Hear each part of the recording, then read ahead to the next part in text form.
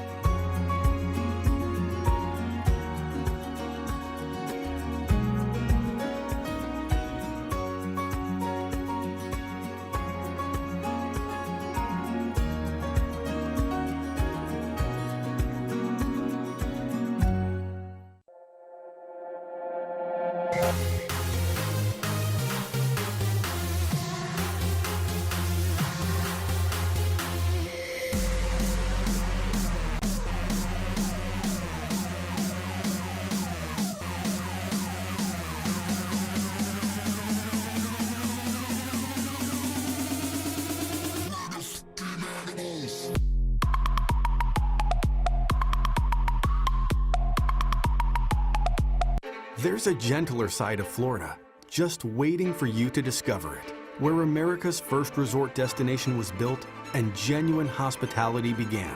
A place with cleaner sands, warmer waters, and fewer crowds.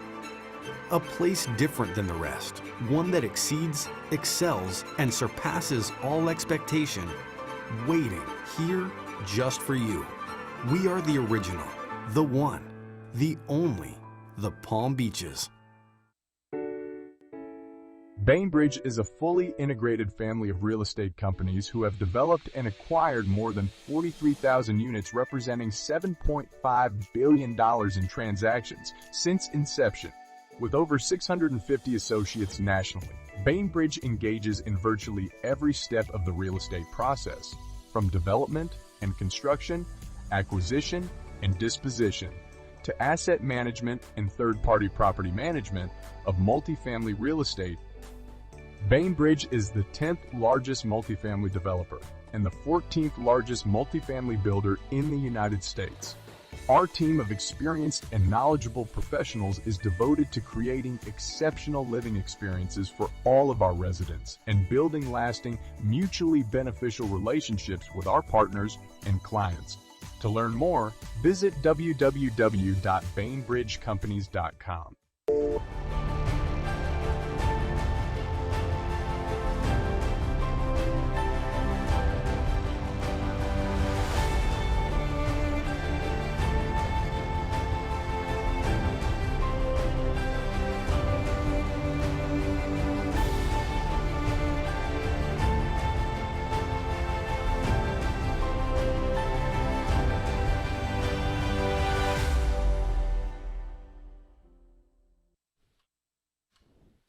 Hi everybody, welcome back to Wellington International. Before we start our class today, we're going to do a quick course description, kindly sponsored by Palm Beach County Sports Commission.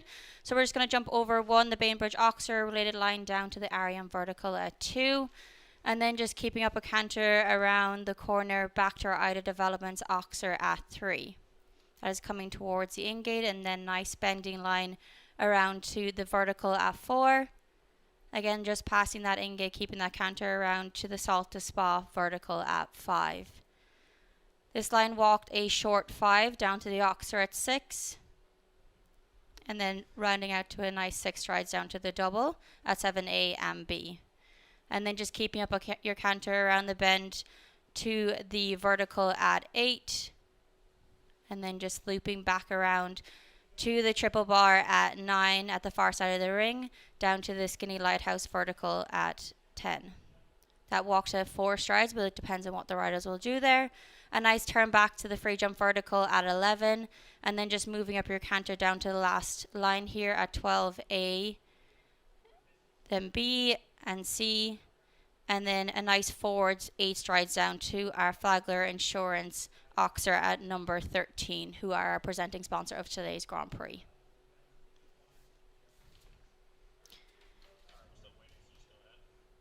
Are we doing a national anthem? Okay. We have an exciting lineup ahead of us today. Some different countries coming into us today. I'm here with Ali Wolf is alongside me today, and we have an exciting lineup today. What do you think, Ali, of the order so far? Yeah, hey, Ellen. Nice to be back. This is going to be the first FEI class, 3-star first of our season, 2024-2025 season. So it's really exciting. We're going to have a huge array of horses, young and old, new to this level, old to this level, but just getting back into the ring again. So we're just going to see kind of a mixture, a little bit of the horse and rider combinations you'll see for the circuit, and then some, that maybe just come here and disperse to Ocala or somewhere else. So you get a really fun eclectic mix here. Yeah, we have a really exciting lineup up ahead today. John McCrae comes back into this ring today. He said it's his first 155 with this horse, and he just had a little bit of time off. So he's excited for today's round to see what they'll do. Also, of course, Margie Goldstein Ingalls, one of America's most decorated riders. She'll return to our ring today. Philip McGuan, also on his mare that's been super successful with the Major League Tour so far, and now coming back to us here in Wellington. I think our first horse there is walking in. Richie Maloney will come in first for us on Cocoa Beach. This combination were third in a 3-star Grand Prix in the Tryon, and also jumped the World Cup qualifier in Traverse City this summer. Yeah, this is a long-term partnership for Richie, so he knows this horse pretty well. Still a little bit on the younger side, so he's kind of developing it nicely. Horse by Casal, and we'll see what we get for the beginning of our Wellington pre-circuit. Yeah, it's exciting. When you were walking the course, was there any lines that you thought would ride difficult, or anything you thought that might be a bit difficult for people? Yeah, Hector, who was designing this course, Hector Loyola, I thought he designed a great course on Friday, and then today there's a few questions. For me, I would say 5 to 6 to 7. That's the 3 jumps that go through the middle, and you don't really realize that there's a little bit of curve to this field, to this ring. So you're kind of jumping uphill in the 5 and downhill in the 6. I think that's going to get tricky. We first start off with the 7 strides there. He did nicely, and I think from 2 to 3, you really have to worry about that time allowed. It's probably going to be a little bit more snug than it was on Friday. Friday it was a little nice and generous, and a little fighting with the Liverpool, but got it back nicely. You think the time allowed is something people are going to be cautious of today after the qualifier on Friday? I do. I think Hector was nice in the time for Friday. I think there were about 17 in the jump-off, I believe, or qualified for the jump-off. So I think he's going to make it a little bit more snug, a little bit tighter today, more money, jumping on a bigger class, 155. He did that nicely. A little bit of a fight with the horse, but the horse kind of comes off the jumps quite nice. Now he has to worry just a little bit about the time allowed around this corner as he is now. Yeah, you can see him trying to move up around the corner to get the canter again before this related line. You can hear a whoa already. This horse has a big stride. It's a big mover, but it's a little bit of a slow mover across the ground. And you can make up time a little bit around the corners. There's just not a full corner or two, except for about now, where you can really, really gallop for the strides before you have to set them back up again. And this combination I thought actually was going to be a little bit tricky. Very airy. Yeah, unfortunately just picking up the two first parts there, the triple combination for Richie, and just having the last oxer there down as well. So that's giving him a total of 12 with a time fault as well. So you could see he moved up where he could, but just the lines kind of didn't just ride the way he wanted to get that time fault as well. Yeah, and that combination, you know, the first part, it's not as tall, but it's very wide and very airy, and the horses kind of see through that white middle plank, followed by B, which is a very tall vertical, so it's kind of in their face, and then C combination is taller but not as wide, but again, it has that middle white plank that the horses just kind of stare through. There's not much to really see. And then he followed down in the 8 and just kind of unwound a little bit at the end to have that last fence. Yeah. So next into the ring, we have Anna Christina Gansauer. She's aboard Idazel Molohoff. This is a 11-year-old Bay Gelding. This combination were double cleared at 3-star, 2-phase in Traverse City this summer and have just begun jumping FEI in February of this year. So just growing together, learning, and kind of building their relationship back here again before the season ahead. Yeah, and like we talked about a little earlier on, some of these riders kind of start their winter down in Wellington, get some experience, and then maybe move on to Ocala, which might be their home base. And I want to say, I think she is a little bit from Ocala or spent some time there as well. She rode that first line quite nice, because I think I originally walked a little bit short, but she rode it really nice to fit that 7 strides in. Yeah, and again, I think this is a big strided horse. It's a big horse, big strided horse. You know, always wants to be a little bit forward. So she really has to keep it bundled up, keep the impulsion, but at the same time also worry about the time allowed. That's a really, really short 5 going uphill. I thought that front rail of the oxer was going to be a problem. It's had around that bend to the plank and then down to that line also. Just kind of keeping collected, but also having the time allowed in your brain at the same time. Yeah, exactly. And that's where there's not a real corner to really make up that time allowed. So you just almost have to keep the flow, you know, keep everything pretty simple, but cut your turns while still setting them up. Yeah, everything seems to come up super fast. Very fast. She's really trying to manage the stride here. Very delicate, skinny. Again, just 3 poles. Really airy, you can see right through it, and the black, you know, kind of blends in with the stands as you're approaching it, so again, it's hard for the horses to see. Thought she set him up nice for A. Beautiful through the triple. Yeah, really nice.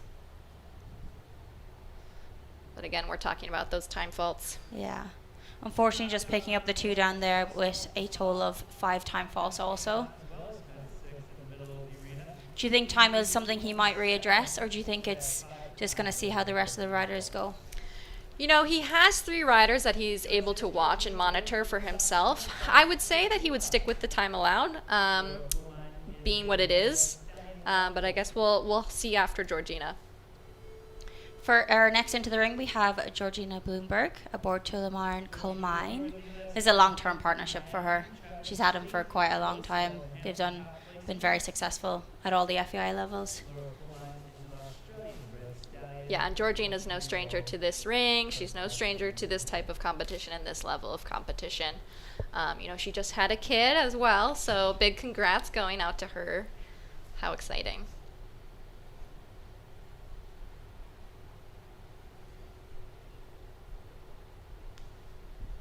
And again, this partnership, you know, it is a little bit of a quicker horse, but slow across the ground. So, you know, these first 3 are a little bit bigger, slower movers. And I think maybe Hector possibly knows that, or he's going to be lenient and allow them to have maybe a second or 2 over the time. But George knows how to keep moving through this course. She knows what a tight time allowed means. She did a nice job from 2 to 3. She kept the canter, kept flowing around to that big Ida development oxer at 3. Yeah, she did. And she cut that really, really tight while not kind of letting the horse sneak out too much. And it has a very rangy stride and a very rangy jump. So she's always having to kind of keep it packaged. So she's had a lot of practice at how to cut corners without like letting the horse step up too much or step out of the package.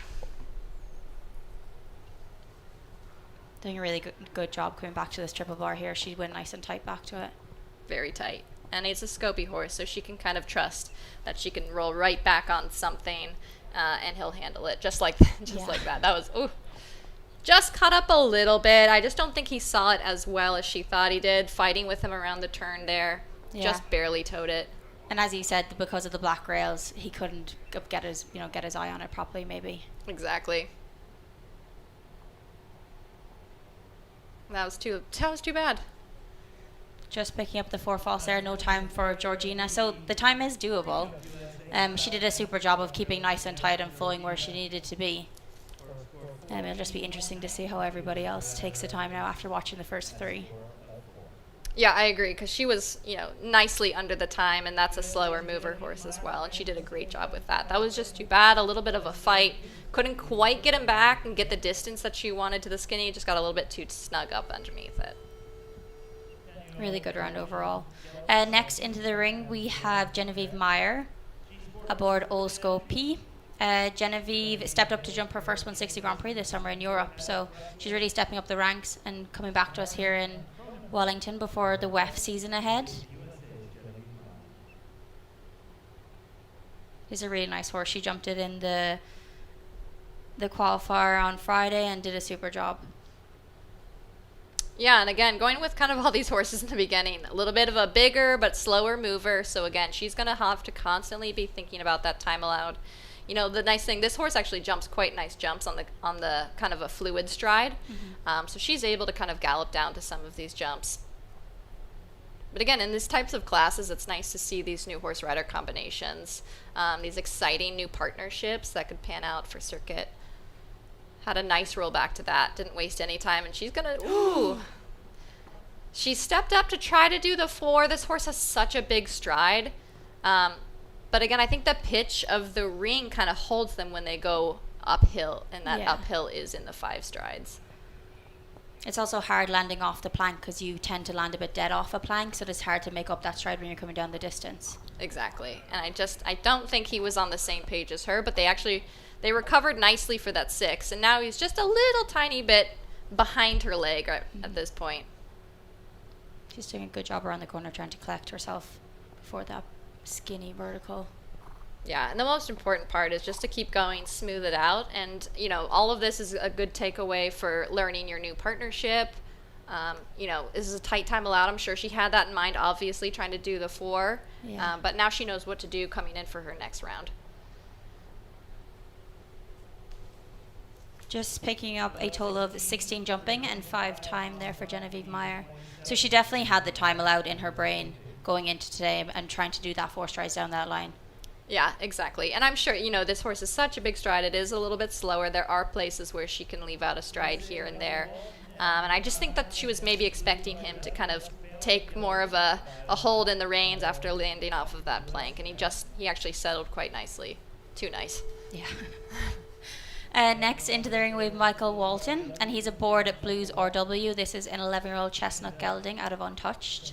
This combination were 6 in a 4-star Grand Prix in Ocala this summer, and now have come down to us here in Wellington. As you said, it's some riders come here pre-season before going away somewhere else, maybe for the season, just getting some experience in a different ring. Yeah, exactly, and it's nice to see Michael back in this ring again. I think he opted maybe for the 8 down that first line. I think he's, again, knows this horse a little bit, that it needs to be collected or kept together in the beginning of the round. But keeping his turns tidy, he knows that the time allowed is a little bit of a factor. And a big ride up to this Oxer. It's very, very uphill. And then very steady down to the double. When you're walking the course, you don't really realize how uphill that line is until you're actually watching people ride it and see it. Yeah, exactly. And especially until you go on to that, it looks like a very, very flat sand ring, and for the most part it is. But when you start to actually ride just had the back rail. When you start to ride the ring itself, you feel the pitch uphill and downhill. Some Oxers feel much bigger, and some Oxers feel a little bit smaller, or that you're going more downhill and taking you forward. And so you really start to get attuned to that once you get a feeling of the ring. And it just looks like the horse is maybe a little bit behind the leg as well. Didn't quite step up into that 4 stride, and I think he had to opt to do the 5. Michael doing a good job through this triple combination. And then just keeping a nice canter down to this Oxer. Yeah, and it just looked like he was maybe a little bit behind the leg kind of throughout the entire course, which led Michael to have to kind of add at some of these places. Yeah. Just picking up 4 jumping and 8 time there. Do you think the fact that he added the extra stride down from 1 to 2 that could have affected the rest of the round? Or? Yeah, that could have been a factor. 2 is just a very plain, basic vertical. I'm sure that they all kind of want to not take that for granted, but again, it kind of kickstarts your round when you start off on a nice clip, a nice gallop. But I think that horse also can sometimes get a little at the fences sometimes. But I do agree. It could have started his round a little bit more with pace. Next into the ring we have Sayre Happy aboard Oscars A. This combination started jumping together in WEF of last year. Samuel Dehan had it here, and he also jumped the Nations Cup here with this horse. So now Sayre taking over the ride. They had a 4th place finish in a 2-star and Tryon this fall, so just building that relationship prior to season here.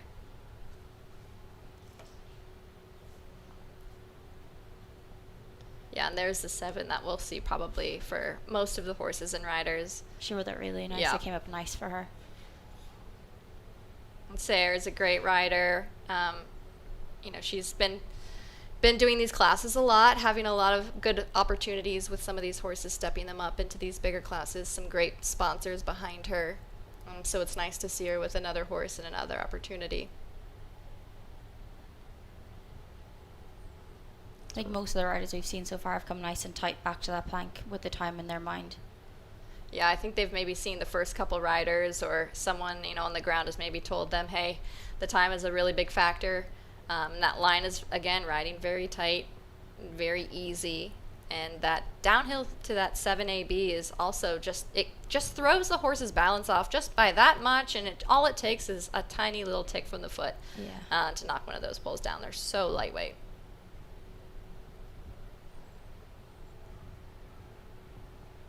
Got a good one back to that. Maybe has to worry a little about the time. Yeah, you can see her opening up around that bend there, but it's kind of hard when you're coming into a big open triple combination of how much you can open up around that corner. Exactly, and that's just about the partnership, knowing your horse, how well you can get it back, and what you can trust. Picking up the 4 jumping there, as well as 3 time for Sayre Happy. Overall, a good round, just unluckily with that pole. Yeah, that was a beautiful round. I think they're forming a great partnership. I think we'll see a lot more of them for the circuit. And if they're already this comfortable in a 3-star, then they have a great future ahead. Next, we have Brian Cournane into the ring, and he's aboard First Choice HT. This is a 13-year-old grey gelding. Had a favourite ask. This combination, Brian took over the ride from this in June of this year. So a newer ride for him also, and they jumped up to a 5-star level this summer also. Yeah, and Brian's getting some help from Lauren Huff, who and herself is a great rider. We've seen her on a lot of teams representing the U.S. So Brian's in good hands. He has a great string, great group of horses. And I've seen some newer ones added to the list as well, including this one. Jumping really nice so far. Constantly keeping that rhythm around the course. Yeah, and he's just a little bit on the slower side. He might have to think about making the time up somewhere else, not definitely down this line. He seemed to be a bit wider coming back to that plank. Yeah, and this horse looks a little bit quicker across the ground, which is great. Now I think he's thinking about the time. Yeah. The riders probably have that in mind. That line is so difficult. It's how tight do you come back to it to set yourself up for it, while also having that time allowed in your brine. Exactly. And again, rolling back to this, it's a huge triple bar. It's quite wide, so you want to get enough space to roll back to that, but at the same time, you want to be tight to it. So it's all about knowing your horse. If you know your horse can kind of roll back to something and get the power up and underneath yourself, or if it's a little bit like this horse where maybe it needs a little bit more of a bigger gap around the turns to kind of wind up. Oh, that was too bad. But know that you can trust its stride to be a little bit quicker across the ground than others, but he did pick up some time. Just picking up the 4 jumping there at the last part of our combination, and then as well as 3 time. Yeah, just see that triple combination at fence 12C came down front. 4 falls forward. So this course is just looking to prove a little bit difficult, especially in some areas. I think we're now kind of seeing this triple combination as proving a little bit of a problem. It's just so delicate. It's coming home. It's the last line. All the horses see is the in-gate, so they're dragging you down that direction. They're a little bit tired from having all these efforts throughout, and I think that's going to be a huge problem, again, like we kind of predicted through the middle line as well. I think Hector's done a great job with this course design. Do you think coming back to that triple combination, riders also have the time allowed in their brain that this is the last time to try and make up that time, that they're a little bit rushing themselves as well as the horse being a little bit tired? Oh, 100%. And I believe that's kind of the course design plan as well. You know, you have 11, that black, tall, skinny, and then you have such a long gallop to the triple combination. So Hector's kind of encouraging you to gallop over there and then make a mistake because you're on the gallop. Yeah. Next, we have Nayel Nassar into the ring on ESI Alley. This Irish-bred gelding jumped in the Young Jumper Horse Championships in Lanigan in 2022. So a newer ride at this level for Nayel, but this is a really nice Irish-bred gelding. Has done a lot with him over the summer and really developing this relationship. Yeah, and again, it's exciting to see all these new partnerships. You know, Nayel has such a great string of horses. He's able to let some of those bigger jumpers kind of rest for a minute. They've had probably a big fall indoor season. Now he's pulling out some of these fresher, newer ones that he wants to get more experience with, so it's always fun. You know, he definitely has a type. He loves those kind of hotter, shorter strided ones. He rides them so well. You know, stemming from one of his older great horses, Lord Don, that was so small. I mean, he's a very tall guy, and his horse was so tiny, but God, they jumped so beautifully together in so many of those classes. So I think he definitely rides this type well. He's such a smooth rider, so soft with his hand. He really tries to stay out of the way, help them only so much, and then they have to figure out the rest. And just rolled over B, I think just had so much forward momentum still. But that is the type of horse, and that's kind of the course design as well, you know, encouraging you to go quick through that triple combination. If you don't slow down for B, it's a very tall vertical. Yeah. Just unfortunately just having that middle part down as well as a time fault as well.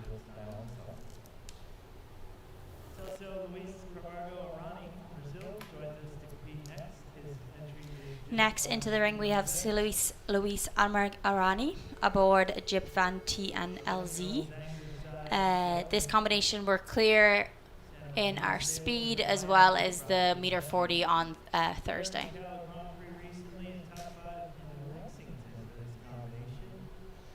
Yeah, and Celso's no stranger to this ring, so he knows this very well.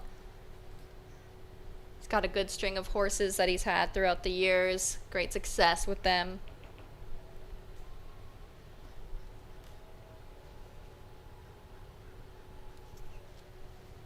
He's also one of those that likes the quicker, hotter type. Got down to 7, just a little bit of a light rub at 2. You know, these types of horses, you always just need to kind of hold them back a little bit. Always be wary of the time allowed, like we saw a little bit with Nayel. And similar to him, you know, he wants to continue through these courses, through the turns.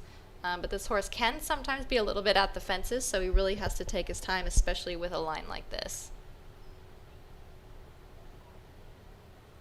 He came a little bit wider back to the line here, not cutting the corner, not quite like other people have. Yeah, and like a horse with this type of stride, you know, you have the opportunity to kind of do that.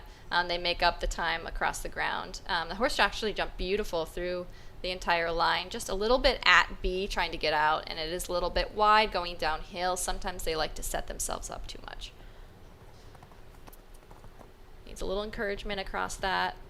And the 4 stride we're seeing is not as short, I think, as maybe some people expected it to be. Sometimes the horses land so shallow off the triple bar that it ends up making the line a little bit longer than it rides, which to a very airy, tall, 3-pole Liverpool vertical, you know, that's a little bit hard to kind of gallop into. Yeah. He's doing a super job down here back to the triple bar. And then just the 4 faults there, and then also 2 time faults also. The time really seems to be something that people are struggling with today. I was just going to say, time is definitely a factor. The horse jumped beautiful. That was a really great round. That was really unfortunate. But definitely the time allowed is a big factor. And I think we'll see that along with some of those slower moving ones, especially with maybe Thaisa's. Yeah, Thaisa Irwin comes into us next on La Belle ES. Thaisa's had this ride since October of this year, and then she was fourth in the 5-star 2 phase in Washington International also. So really getting it and hitting the ground running. Yeah, and Thaisa, again, we've seen her a lot throughout the years at down circuit. She has some great sponsors. Michael Smith, who's helped her with a lot of these horses. We just saw her at the Olympics. She's a beautiful rider. Horses seem to love her. She gets out of their way. This is a newer ride. She's definitely had her eye on it in Europe as a 7-year-old. It's only 8, and so this is its first 3-star Grand Prix. She has a lot of high hopes for this one, but again, it's a very young horse. It jumps really hard, really high, so she really just has to kind of give it a confident ride today.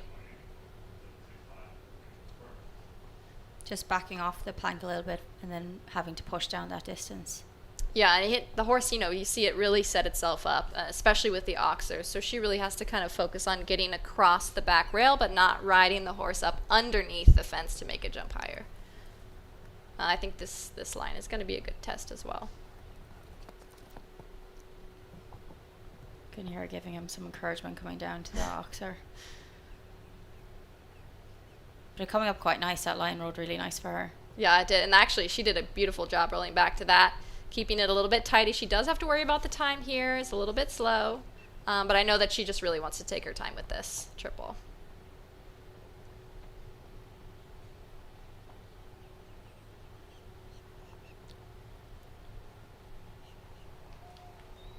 Did she make it? She made it! Oh, that's our first clear. Girl, Thaisa. She rode that really well. In a way, she made it look easy. It's just everything came up super nice for her. She was really, at everything, attacking everything in a really positive way with this horse. She's going to be thrilled with that because she, walking the course, talking to her a little bit, she was a little bit nervous. Her horse jumped great on Friday, just a little bit high, a little sticky, but it's such a young horse just trying to learn the ropes. I'm sure she's going to be thrilled. Yeah, really good around there. Next into the ring, we have Luis Pedro Biraben aboard Vasco 109. This is a 9-year-old chestnut gelding. This combination had a really successful tour in Tryon this year and ended up third in a 3-star welcome stake there. Yeah, and we've seen him definitely around here a lot too. He's probably going to stay here for circuit. He's had a good string of horses. He has Choco Bumpy, who he's done in some of the big classes, and I think getting to know some of these new partnerships as well, especially as the young ones like this. People really use preseason as a time to, develop new partnerships and grow before this, WEF season starts, really. Exactly, and kind of, once circuit starts, I think there's maybe 2 or 3 opportunities for 3 stars, and then, even not even halfway through circuit, it bumps up to just kind of 4, 5, and 2 stars. So if you're in kind of this 3-star section, there's really not that many opportunities for you if you want to stay in the 3 stars. So, a lot of people use this pre-circuit and a little bit of post-circuit to kind of work that out or stick to those 3 stars before they disappear. I'm just unlucky having the plank down around 2.5, but yeah. Overall a smooth round so far besides that. Yeah, it just seemed like it barely towed it.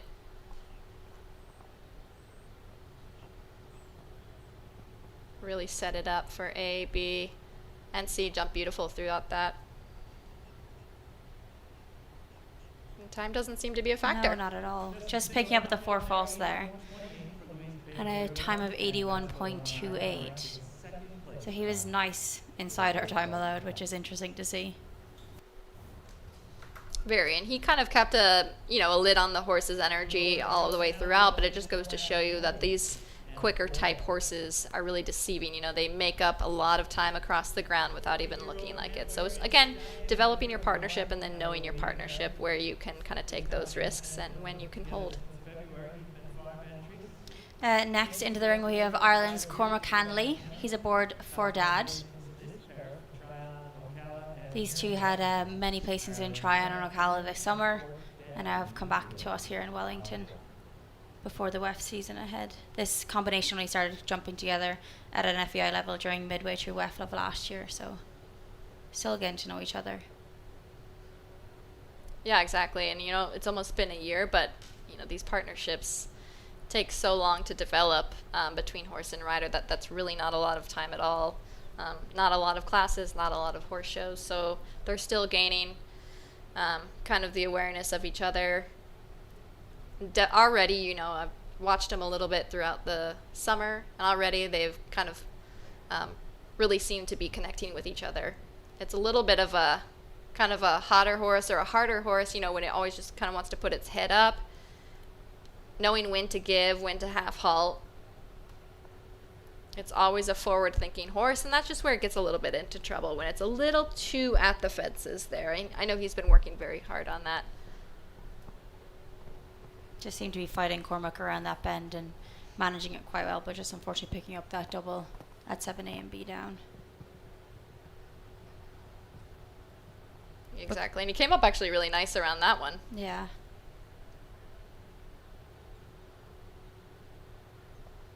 After having those down, Cormac's doing a good job of just managing him back again, kind of get him relaxed again before the triple combination. And that's just the difficulty that we're seeing with B. If you don't take your time and that 2 strides leading up to B, and you just kind of take it a little bit like a speed bump. It's just so tall and so delicate. Yeah, they're just picking up the 12 jumping there, and also 3 time for Cormac.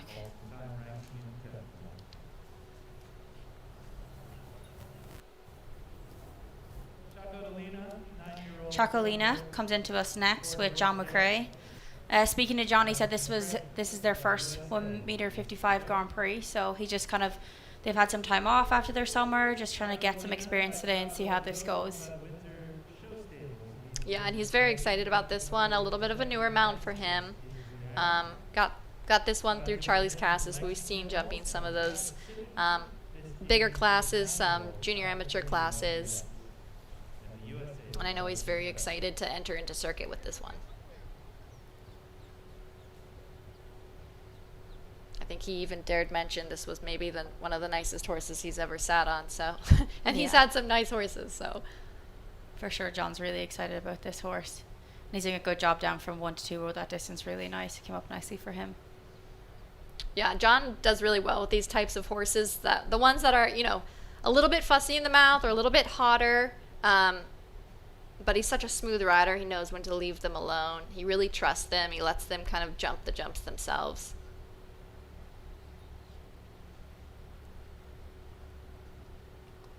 Really came off nicely off that oxer. Yeah. That distance came up super nice for him. You can see him, obviously time is in his head. You can see him move around the bend towards this vertical. Yeah, I think he's probably watched the first few. Very smart, keeping moving, really riding into this combination. Now he needs to get down the 4. He was committed as soon as he landed. He knew what he had to do. He's hungry for this. Yeah. And then really collected nicely back to the vertical.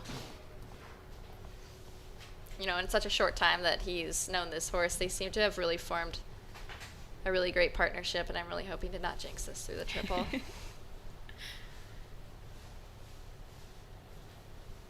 That was awesome. That was really, really nice. Oh no. No. Just picking up the 1 time fault there for John McCrae, but super round. He's going to be happy with that. He rode her super well. The horse jumped amazing. Just unfortunate, just very, very... I think his wife's going to be mad at him for that. Yeah. But no, that was fantastic. I mean, we can see that this is a tough course, not just with the time allowed, but the jumps themselves, and the time of factor just makes it that much tougher. So to just have that 1 time fall, 0.08 over the time, that's super exciting, and a lot of opportunities to come for this one. Yeah, really, really exciting for the season ahead. Alberto Michan comes into us next on joint economist Vanda Husenhoff. This is a 10-year-old bay gelding out of Canada Z. These two have won up to a 2-star level at Aiken recently. So stepping up here to a 3-star level today, but I'm sure Roberto will give him a good spin and keep that canter around to that Oxford there. Yeah, this one is also very young as well, or 10-year-old, still relatively young in our eyes. I know he spent a lot of time during the summer down here. During the summer, they've had some great classes on the grass field, which is just a beautiful, huge grass field. Not a lot of opportunities for us to jump on grass anymore, so we saw him down here a little bit, just working on the rideability, doing some of those national Grand Prix, really getting to know this horse. It's a rangy horse, pretty scopy, a little bit of a slower mover, so he's obviously thinking a lot about the time. Did a great job to kind of hold him together, but also encourage him forward in the 4. Yeah, you can really see him trying to set back up here for this vertical. Unfortunately, just having that one down. It's kind of hard when you kind of open up for the triple bar and the line right so flowing down to the triple bar to the vertical to collect yourself back to that free jump vertical. Exactly, and I think, with this horse kind of just needs to learn a little bit to kind of come off the fences. That's what he's been working on, but at some point, you just have to kind of let them kind of figure it out for themselves. And he has such a great balance. He's allowing them to kind of jump for themselves, and that horse, they're going to take away a lot from this experience. Yeah, just unfortunately just picking up that 12 false there, but overall a really positive round. As you said, this partnership is just growing, learning together, jumping on the grass this summer, so it's good to see them back into this ring and getting some experience at this 3-star level.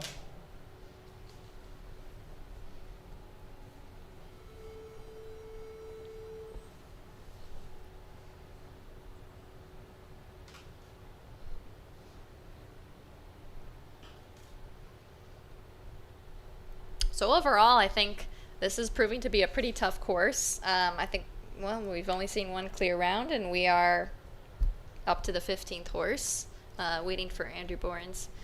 And so far it's proving like it's pretty tricky, but in a nice way. Having a 1 or 2 down here or there, there's nothing scary. It's a little bit technical, and just making minor mistakes picking up the rails. So, I think that's a great way a course designer can develop these courses, especially in the beginning, or we think beginning of circuit, but it's the end of the year.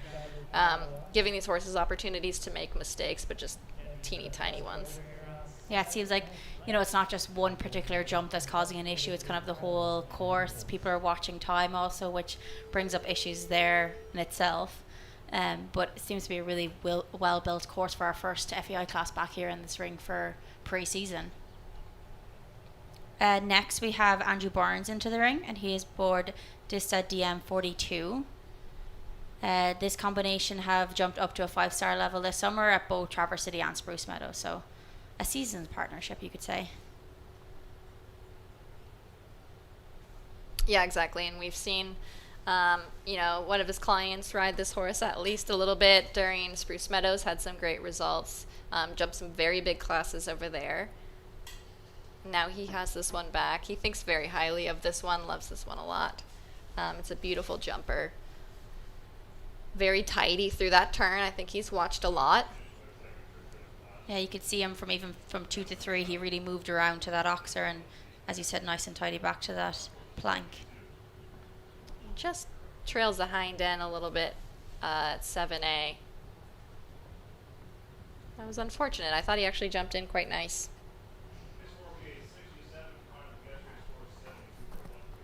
But again, this horse is young. 10-year-old, jumping these 155 jumps, it takes a lot of years to develop a horse to not only just jump the height, but jump the technicality, the ability to come back and go forward seems so minute, but it's a very strong detail in some of these classes. And just, I think it caught up with down the entire line. Maybe the horse just looked a little bit tired coming home. Just had the front rail of B, C, and the front rail of the last. Yeah, just picking up a total of 16 false there for Andrew Bournes. As well, some of these horses would have had a time off after the summer, so it's they're getting back into fitness again, building up that fitness before the season ahead. So bringing into this ring, some of them mightn't be yet on the top of their game pre-season, but it's all just about gaining experience and kind of getting them back up to that level. Exactly, and that's kind of the point of some of these classes. And, we forget that, we're in warm climates. We forget that there was an indoor season. So I'm sure a lot of these horses are also coming off of indoors, coming into this huge outdoor ring and just having to regain the fitness of the longevity of these courses. Yeah. Next, we have Jad Dana into the ring on Lioness. This combination were the winners of the $10,000 Palm Beach Equine Clinic, 1.40 m on the grass a couple weeks ago. So they spent some time here, jumped on the grass, and Jad, obviously a very fast rider, also many wins under his belt. Yeah, I do not expect Jad to have a time fault. I would be very surprised if he did. Just like you said, he's a very fast rider. He's a very smooth rider. Gets a lot of tutelage from Leslie Howard.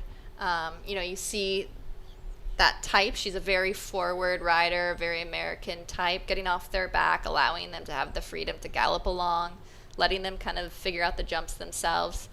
You see a lot of typically no martingales. She likes the freedom. That line came up really nice for him there. Yeah, he rode that really nice.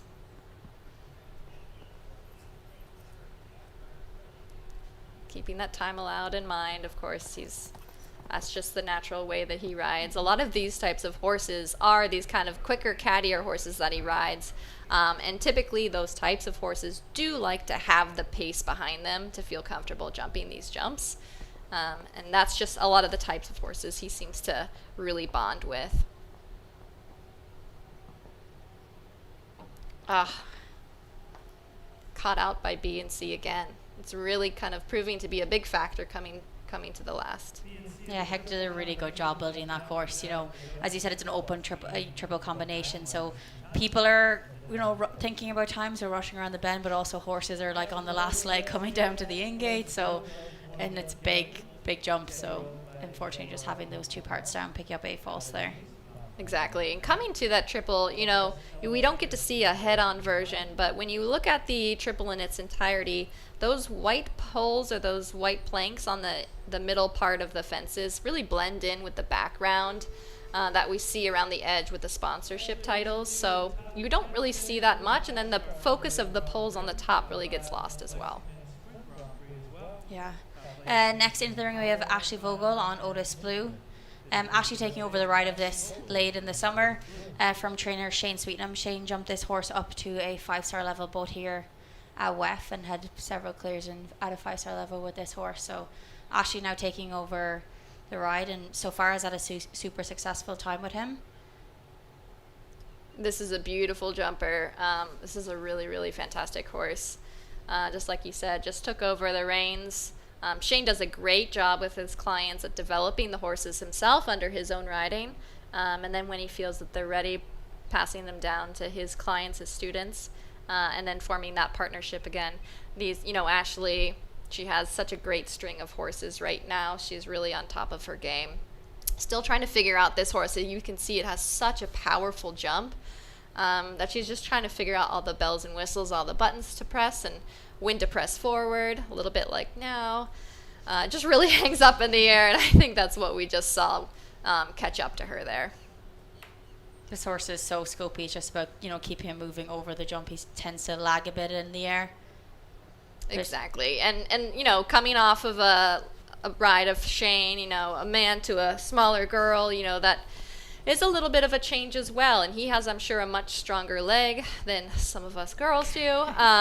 And so that takes a second of adjustment for the horse as well, where he would have maybe felt a leg here and there and doesn't feel one anymore. And that's just what he and Ashley have to develop together.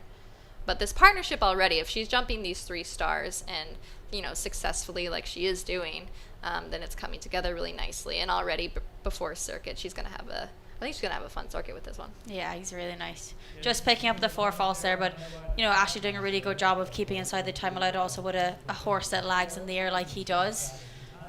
So I would say she's very happy with that round. You could imagine with just picking up that 4 false there at that Oxer. Yeah, to not have a time fault and to keep moving around like that with a horse that spends so much time in the air. That's a great thing. I know Shane has instilled in them that no time faults.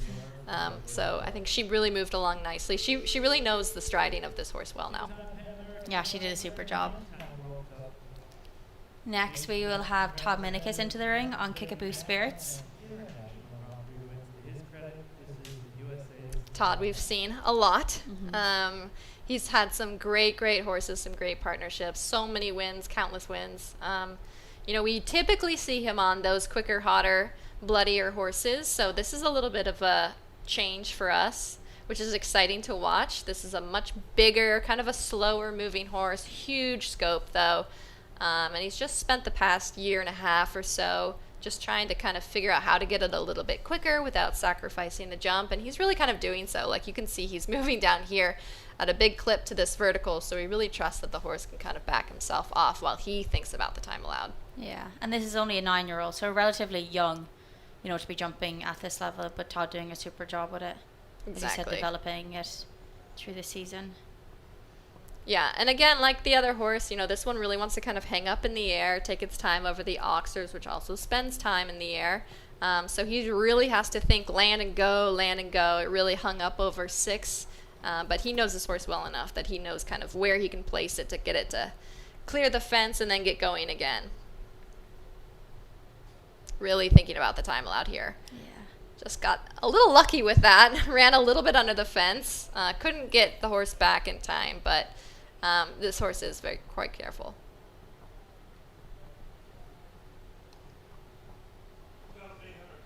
That triple combination coming up really nicely for him.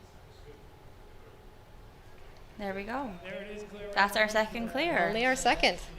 Clear there in a time of 81.19. So you can really see he thought of the time allowed the whole way through the track. He kind of came into the first jump on a mission knowing that, so worked out for him, which is good to see. Yeah, and all with a martingale detachment, so there is nothing holding that horse down, so he did a great job managing that, not letting that distract him. Yeah, didn't seem to bother them at all. Yeah, Michael Morrissey comes in next on Incento SA. This combination were third in the American Gold Cup this summer. So a newer ride for Michael, but had a successful summer jumping FEI up in Michigan. Yeah, and this is a newer combination as well. I think they just partnered up this fall. And he also, talking to him, is very excited about this partnership as well, getting himself back into this ring. He's developed a lot of horses over the years, jumped some of these big classes, and then had great results, but then unfortunately or fortunately, they were sold, and they went on to have great partnerships with others, so he develops horses really well. But then that leaves a little bit hole in his gap for jumping these big fences again. So it's nice to see him back in the ring, back with a horse with this capability. He's really excited for this partnership. He's really excited for circuit and hopefully to get it under the lights, jumping some of those bigger classes again. Yeah, they continue to grow over the season in Michigan, and obviously ending the season in Michigan, coming third in the American Gold Cup, which was amazing to watch. He always has actually a great classes at the Gold Cup. Yeah. Just trailed the hind end a little bit. I think the horse was just thinking out so much, just kind of forgot the hind end. And he said, this horse is a little bit tricky with the mouth, trying to figure out. Yeah, a little encouragement over the triple bar, getting it really back. As you can see, kind of it does fight you a little bit to get it back. But he's such a beautiful rider, has really soft hands. The horses really love that, and he has really good timing of when to kind of try to half halt, get them back, and then leave them again to figure out the jump. Yeah, he did a nice job opening up before the triple combination. Unfortunately, just picking up that last part down. Yeah, again, it's a little bit the same rail that he had at B of the double at 7A-B. A same thing. I think the horse is just thinking to get out so much that it kind of forgot the hind end. Our first of two before our first drag break is Margie Engle aboard Jack of Hearts. Margie, of course, one of America's decorated riders, an absolute legend to watch. And this combination has been growing many places in Michigan this summer. Yeah, I was going to say she is Miss America, America's sweetheart. I don't know of a single person that does not love Margie. Not only is she a great poker player and a very funny, sweet woman, she is a very tough competitor. She is always going to go for it. She's so excited about this horse. They've partnered together for a couple of years now, but it really took a minute to develop this horse. He was young when it came into their stable. We always joke with her that she's probably the most petite woman in this class with the biggest horses. But it's something to be said to partner, with such a large animal that listens to her and that they can form such a great partnership. She's going to really get back in the 5 here. And this horse is just so athletic that they really, that was too bad. I think it just didn't quite finish the jump, came down a little bit quick in the air and shifted possibly a touch. But he's really stepped up. She has some of the other horses. Dekas, just retired, such a great horse. And Royce had a long partnership until he was probably, I think, 19. So that speaks to their management program. Her husband, Steve, I think the best chiropractor for horses. So their management and program just serves them so well with horses like this. And she came in a little hot into the triple combination, but it goes to show you the partnership that they have, and Jack can just kind of set himself up nicely there. Yeah, the rideability of such a big horse is, great to see that she, he listens to pretty much everything she says. Exactly. And she's able to adjust him when she needs to, and they have a really good relationship together.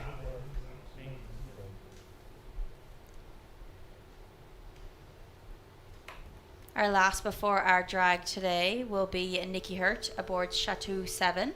15-year-old Chateau 7. 15-year-old Bay Gelding out of Choco Blue. Yeah, and this is a long partnership they've had as well. Nicely, steadily climbing up the ranks.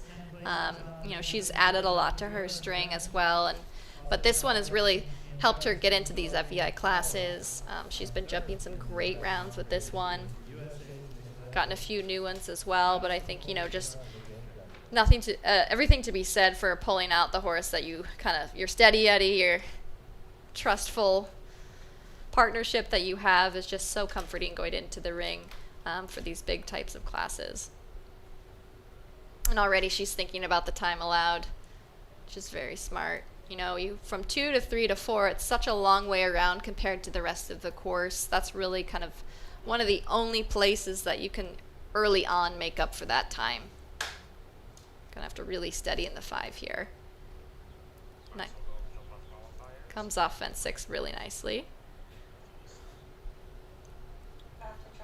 We can kind of see already that the 5 gets so short that the 6 actually makes room in the 6, and then horses kind of are jumping a little bit at B, a little bit into B, and some of them are landing a little bit almost on all fours. I think that also just goes with the pitch of the ring. They're so used to climbing uphill for that first 5 and then downhill for the first 6 that some of them just kind of have trouble setting themselves.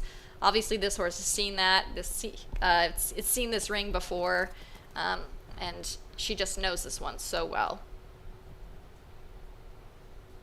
Yeah, Nicky doing a super job here. Really took her time through that triple. Just maybe a little tight on the time. Is she? There we go. Just underneath. Clear round there for Nicky Hirt. Just inside, but she was inside the time allowed, so that's all that really matters. So that's giving us a total of 3 clears, and then John McRae obviously on that time fault clear jumping, we're just picking up that 1 time fault there. So out of our 3 into our jump off so far, what do you think? Fast? I think it's shaping up to be a pretty competitive jump off. We have Thaisa, who, this is her horse's first 3-star Grand Prix. She's not going to go crazy. She's going to be quick. She wants to practice that a little bit for these future classes that she's going to have to jump in. So she'll be tidy, but she won't be crazy. I'm sure she wants to give the horse a nice, confident, hopefully clear round. Todd, we always know, is going to go for it. We can count on him, but it is a bigger horse. It's a little bit slower. He can maybe leave out a stride or 2 where others cannot. But again, the horse is a little bit slow across the ground. Nicky's horse is very competitive, very agile. She knows it so well, so she probably has the longest partnership out of the 3 so far. Yeah. So just before we break for our drag break here, we'd like to say a big thank you to our sponsor of today's Grand Prix, Flagler Insurance. Flagler Insurance Equine Division is a proud sponsor of the 2024 annual series here in Wellington. Missy Sullivan's experience both on the horse and insuring them has made her a leading expert in equine insurance nationally. Demonstrating commitment and dedication to her clients, she consistently delivers high-touch private client experience that both top riders, trainers, and equestrian organizations have come to expect. So we're just going to take a brief break here, and we will join you back for our second half of our 3-star Grand Prix.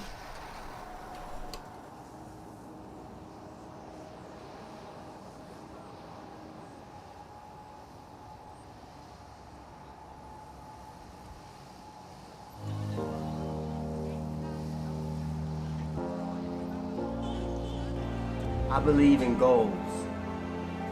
I believe in dreams. I believe in passion. Your success doesn't depend on a calendar. Your success depends on the passion that's burning inside of you each and every single day.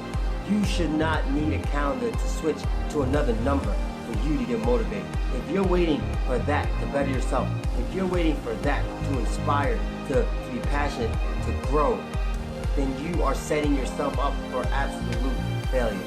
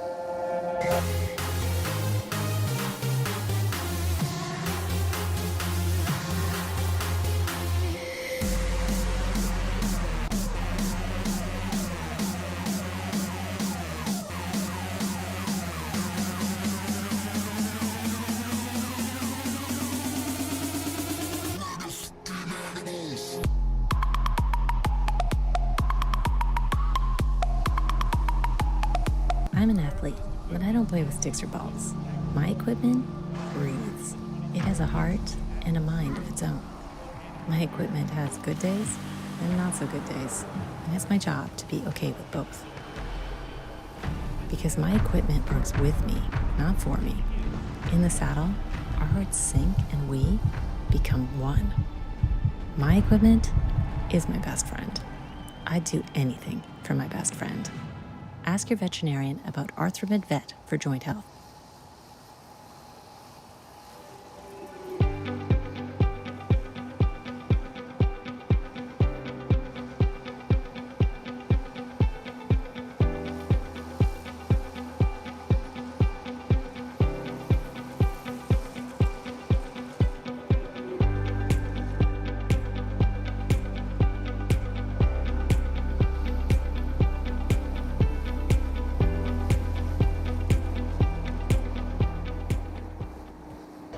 When the stallion comes along, you must ship it. The trip is near along, you must ship it. When something's going wrong, you must ship it. No, ship it. Interstate, international. Let's get it straight. Ship it good. It's not too late. Just ship it. Any day. Just ship it. Ship your horse today. Elite Horse Transport. Just ship it.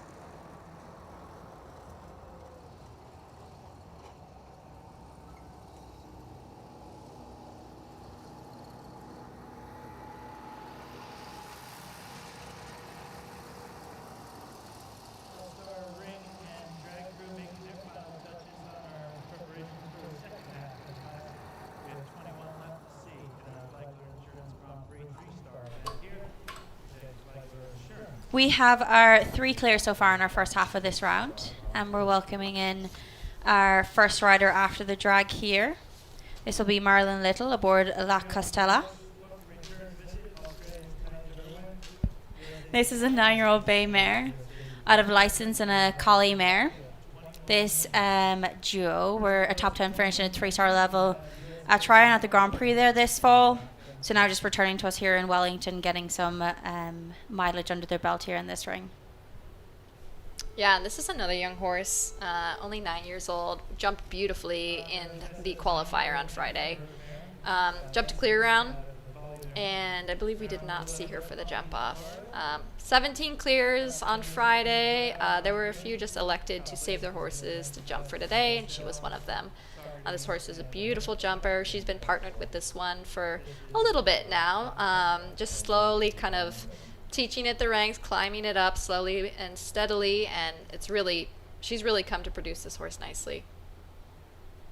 We know Marilyn from a long time. You know, she's developed a lot of great horses, been on some national teams, and then she took a step over to 3-day eventing and cross country. So it's always fun to see those riders kind of dabble in other disciplines, especially involving horses. I was already thinking of the time allowed, especially with a horse like this. You can really gallop forward to the fences and know that the horse is going to come off the fence.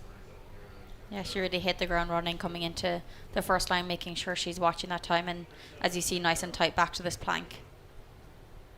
And Marilyn is a very competitive rider anyway, so she's always thinking of that, you know, the forward step, always making sure that the horses kind of know how to set themselves up on the forward gallop. That's really more her style.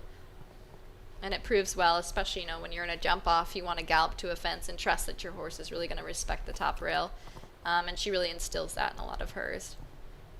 Ooh, really had to try to move down the 4. You know, the horse landed so shallow, jumped such a beautiful jump off the triple bar, just landed so shallow, she just couldn't make up the 4 strides within that time.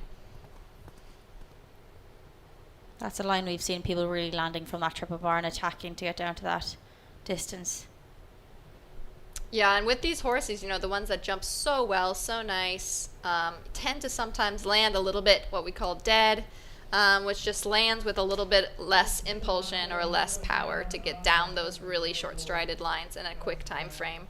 That's just what happened. But again, this horse is so young, that's something that's going to take away. It's very brave, it still tried to jump. That was just really unfortunate. Yeah, and continued on to the jump afterwards, you know, just getting itself together like nothing happened. So that's a really good sign to see out of that horse.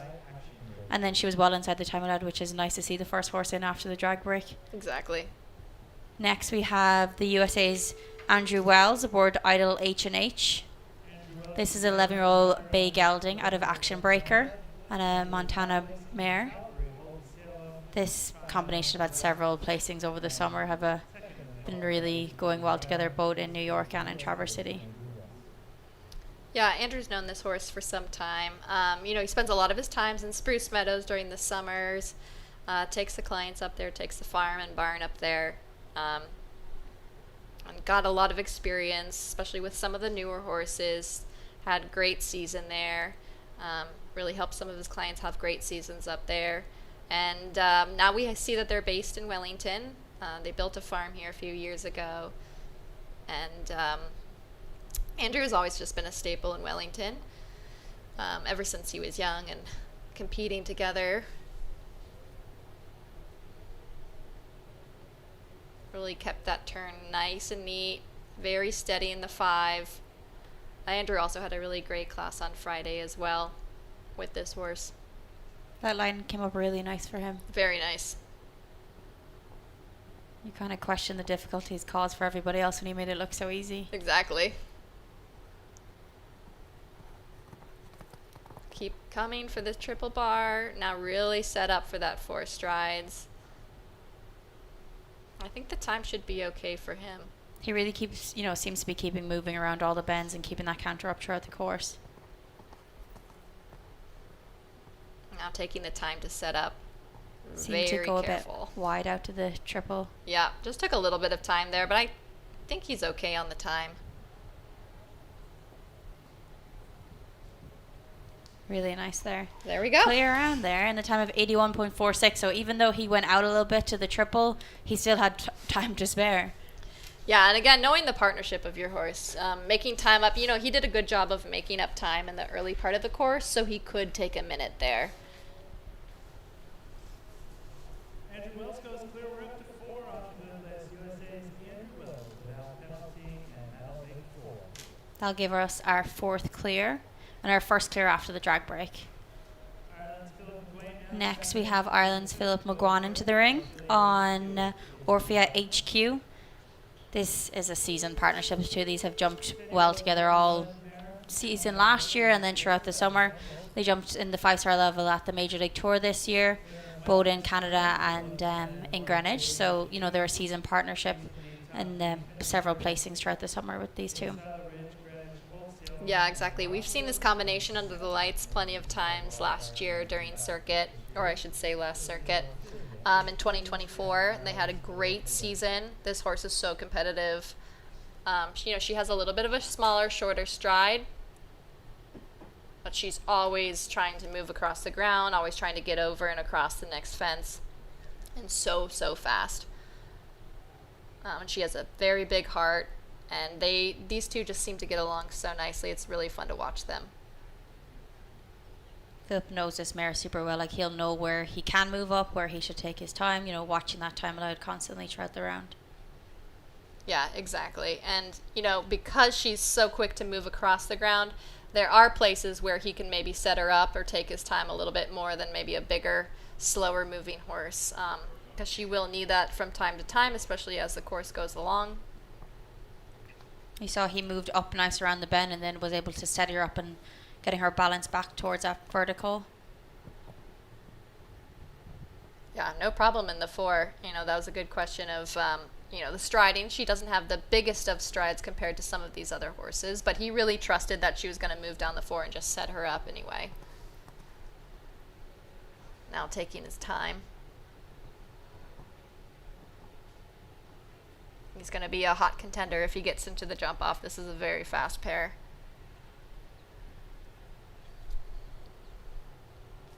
Yeah, there we go. There's another clear there. 2 back-to-back there. Our first clear there for Ireland is Philip McGuan. And nicely inside the time allowed. So, he really used his bends when he needed to, but also cut the corners. He knew exactly where he could make up time with this mare and where he also needed to set her up a little bit and keep her collected. Yeah, exactly. So, we already have 2 clear rounds after that drag break, compared to our 3 clear rounds in the first half. So it'll be very interesting to see how many total we will get. Yeah. Next we have Luis Fernando Lazabal aboard Baroness. This is a 9-year-old bay mare out of Baloo, out of a Power Girl mare.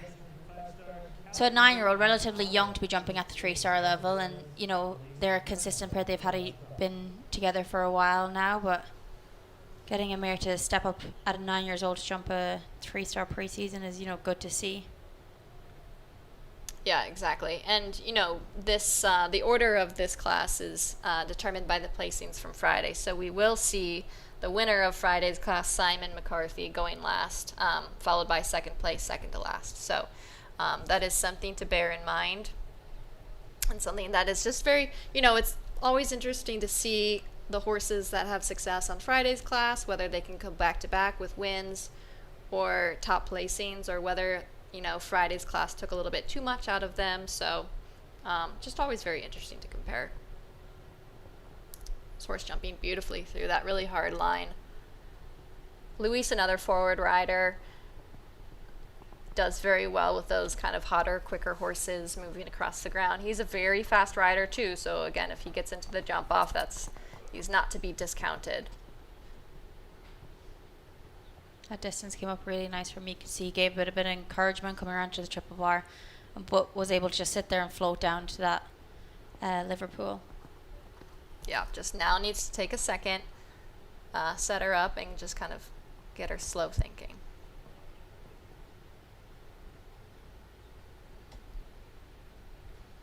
Plenty of time. There we have it. Another clear there. Our 3rd clear back-to-back there. So yeah, we're getting up the clears now after we only had 3 clear in the first half of our course, and now we have 3 clears so far in our second half. So it'll be interesting to see how this progresses throughout the course. And as you said, it is in reverse order of our winners from the 3-star Grand Prix on qualifier on Friday. So we'll have to wait and see how that progresses throughout the rounds. Yeah, again, we've seen some of those horses first after the drag break that opted not to jump off on Friday, but did go clear. So, we'll see, does this pay off for them? Does this pay off for those that actually did jump off on Friday's class? Yeah, next into the ring we have Alex Granado aboard Helios van Loosenhof. This is owned by Kismek Equestrian. And this is a 12-year-old bay stallion. So, but a seasoned partnership for Alex. He's had a successful summer in both Kentucky and Travers with this stallion, and they're also a very fast combination. Yeah, they've been partnered together for a few years, so they know each other quite well. They've really come together in the past 2 years, I'd say. Alex had such a great season this past summer, racking up a ton of top placings, back-to-back wins at some horse shows. Really getting to know this horse. He had such a great partnership, and his old partner Carlchin. So he's looking to kind of fill that gap there after he retired Carl, and Helios has just really stepped up nicely for him. Really nicely came off the Liverpool vertical. And again, Alex is a quick rider. This horse actually jumps really well off of a quicker stride anyway. So that's beneficial for a class like this, but now he really has to slow down. Doing a really good job squaring back up to that triple bar, or the triple combination. That was beautiful. Really, really nice sound, and very, very fast. There's giving us another clear there at a time of 79.54. So it's really, the second half of the course, time really doesn't seem to be an issue for any of these. We have a lot of clears, but they're also, a good few seconds inside the time allowed also, which is interesting to see. Really hitting the ground running coming into the round. Yeah, at this point, we should see that they've figured out how to ride the time allowed. It's snug, but if you ride some of the correct corners, then it shouldn't be as big of a deal. But just like you said, off the bat, already 4 clear rounds. Next, we welcome Ireland's Nicky Galligan aboard VDL Nikita van der Lukrak. This is a 11-year-old grey mare. These guys jumped in the qualifier the other day and were clear, so they're at the end half of our start list here today. Not one of our fastest combinations into the jump off as they're here, but still getting that mileage into the second round and going clear in our first round of our qualifier. Yeah, Nicky actually jumped off on Friday. Very, very quick in the jump off. Just a little bit of a miscommunication at the last fence. Put them down in the list, but I think he's looking for redemption. He's a little bit of a quick rider too. This horse is a quick horse. He does kind of have to help it a little bit up and over some of those fences, just like you've seen. It just sometimes likes to come off some of the fences or look back at him sometimes with a little bit of a shorter stride, so there's a lot of encouragement coming from Nicky.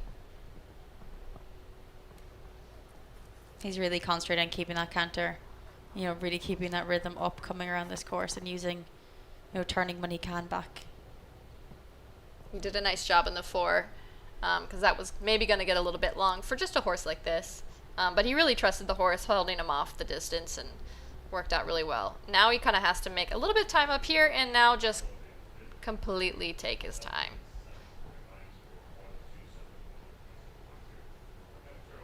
Really stretched across the back rail.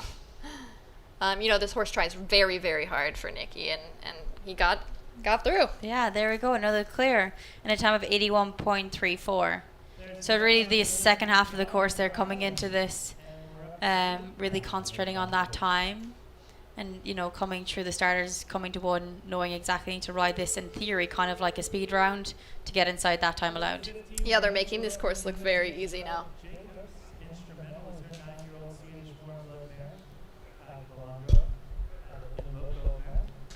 Next, we will have Charlotte Jacobs aboard Instrumental. There's been a long-term partnership for Charlotte. She's had her for quite a long time, and they've really grown together and built this relationship.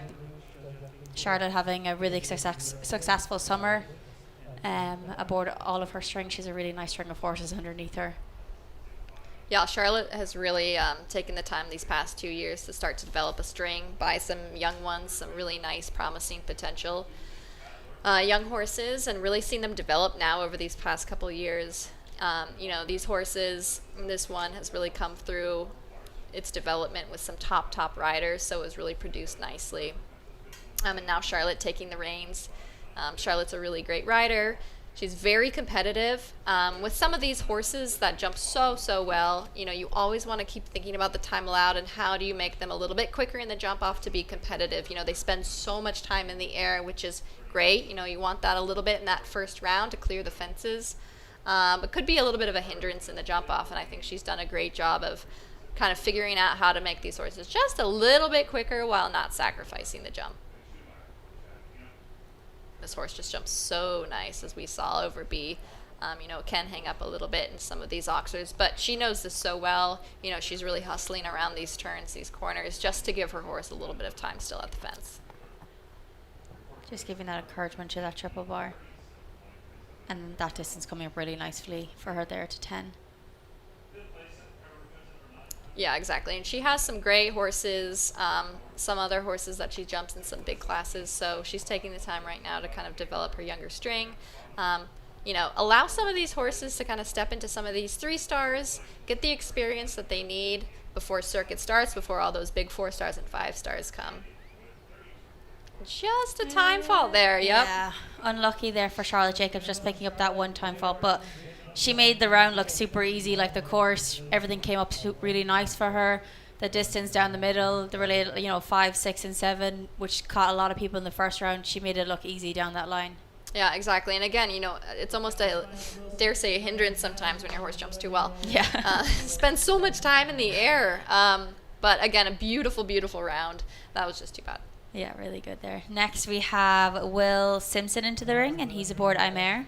Will was the first and second in the speed class yesterday, so he's definitely a fast rider. And obviously a seasoned rider, has many different partnerships, has jumped super different horses. Yeah, Will, we've known Will for a long time. He's been to the Olympics. He's such a seasoned rider, beautiful rider, developed a lot of great horses. So fast, as we saw yesterday. Started a little bit relatively of a new partnership with this one. Is excited to jump some of these classes with this one as well and add this to his string. And Will, another one of those kind of softer riders, kind of gets out of their way, holds them back a little bit and then just lets them jump. Very forward rider, very fluid rider, very competitive rider. He took a nice tight turn back to that triple bar, I think a little bit tighter than most people have gone, but he knows his horse best, knowing he can do that, and then, making the time then to go back to the big vertical. Yeah, and just had a light rub on the back of the triple bar, and I think that just meant he didn't get across it as well, which just kind of made the 4 too long, and the horse just barely towed it behind. A little off that last fence, but gets it done. Yeah, just picking up the 4 false there for Will Simpson in a time of 81.48. So time really hasn't been an issue in the second half of the course. Yeah, granted, we've seen a lot of fast riders, but I definitely think that they have had time to maybe talk to some of the other riders, giving them some helpful hints, what corners to kind of shave or cut off a little bit. It's really starting to work out in their favor. Do you think there's anywhere particular in the round that people are now, getting faster, taking the tighter turns, moving up more than people did in the first half, or is it just overall people are coming into one, attacking the whole course a little bit better? I think 2 to 3 to 4, that's a huge time saver that I think people are starting to feel a little bit more comfortable taking. And then towards the last half of the course from 11 to 12, just for the first half, really getting over there and then settling. Yeah. Next we have Alessandra Volpi into the ring on Candy Luck Z. This is a season combination. These two have, jumped in Europe this summer, had several placings. over there, and now have come back to us here in the US preparing for their season at WEF. Yeah, this is a beautiful horse to watch. A great partnership that's been forming. This horse does spend a lot of time in the air, but she is quick across the ground. She had a great jump off on Friday. Very tidy. Little encouragement to get across, and not a problem. Just makes, they stall a little bit over the middle oxer, fence number 6, which just kind of makes the 6 ride a little bit forward into a very, very tall vertical to start off of the double. And a lot of people do get a little bit nervous kind of riding so forward into a very tall vertical oxer, but she did that so nice. It's really about trusting your horse and knowing you can move up, but also trusting them enough that they're going to get over that big vertical. Yeah, exactly. A nice roll back. You can tell that they know each other quite well. She knows exactly where she can start to roll back, the places that she can really make up time, trusting that the horse is going to get its eye quickly onto the fence. And it just looked like she set it up a little bit, almost too early in the 2 strides, just towed the B element. Yeah, just unlucky there picking up that 4 false. And really nice time there of 80.96, so... But unfortunately just having the middle part of that combination down.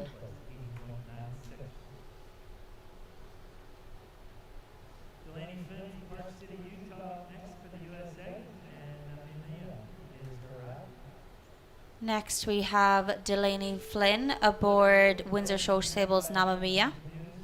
This is a season partnership. These two had a really consistent summer, top placings in Traverse City and in Kentucky. And Delaney ranked in the top 60 of the under 25 FEI rankings also. Yeah, Delaney's really developed her string as well. She's got great horses that she's started to jump in some of these bigger classes. She took over the ride on this one from Chris McRae, and the McRaes have been great sponsors to her, helping her develop these horses and helping her develop her own riding. And it's a great opportunity for her. That was really unfortunate. I think, 2 was just a little bit of a plain, boring vertical that they jumped on Friday as well. Maybe just took that for granted. Do you think her turn back to 3 could have been in her mind about getting a nice, swift turn back and moving up around the corner for the time allowed? Yes, for sure. And this horse, she's gotten much better with the time allowed with this horse, but as you can see, it hangs up so much in the air that she really always has to think about that time allowed. Maybe just thought about that a little bit too quick, her turn, before she even finished fence 2.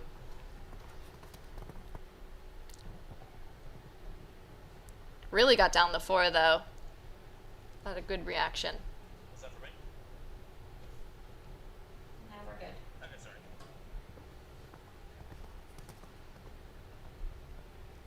You can see Delaney just concentrating coming back to the triple combination. Yeah, really jumps up over that triple combination, really hangs up over C. Just gets a little bit underneath that last fence. This horse does have quite a big stride, and just jog her a little bit past the distance. Yeah, just picking up the A false there for Delaney Flynn and Mamma Mia. But again, that's a partnership that's only been just a few months together. So already jumping the 3 starts, very competitive. Those are very easy, simple mistakes to go back and fix. Yeah, and they were double clear in our Grand Prix qualifier on Saturday or on Friday. So, definitely on the up and up and just getting experience together. Next, we have Richard Neal aboard Catco LS. This is a 13-year-old bay gelding out of Cicelo. This combination had several top wins in both New York and Tryon this summer. And of course, double clear in our qualifier. Yeah, Ricky's had a great partnership with this horse for some time. Again, another rider that's spent a lot of years in tutelage under Leslie Howard. You can kind of tell with the forward riding. He just lets the horses do their thing, stays off the back a little bit, helps support them when necessary, and then just lets them figure out the jump. Not a big fan of the martingales. This horse is very fast, though, very quick across the ground. We saw that in the jump off. He had a beautiful jump off.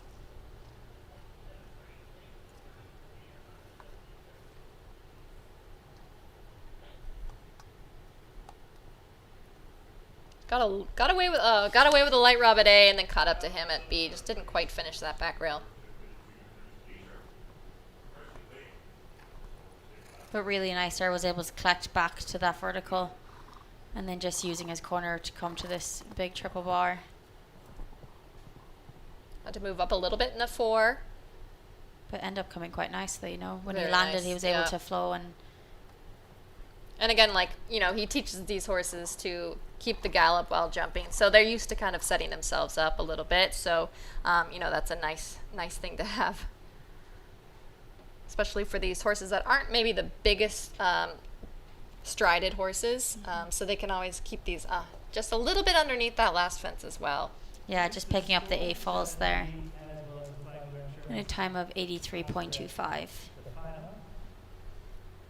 And again, who knows, you know, he really went for it on Friday's class. Maybe the horse is a little bit tired or just a little bit at the fences today, being so fast on Friday, or just could not be their day. But just interesting to kind of keep an eye on. Yeah, for sure. I'm sure we'll be seeing them inside this ring again soon. Next we have Vanessa Hood aboard Klitschko 17.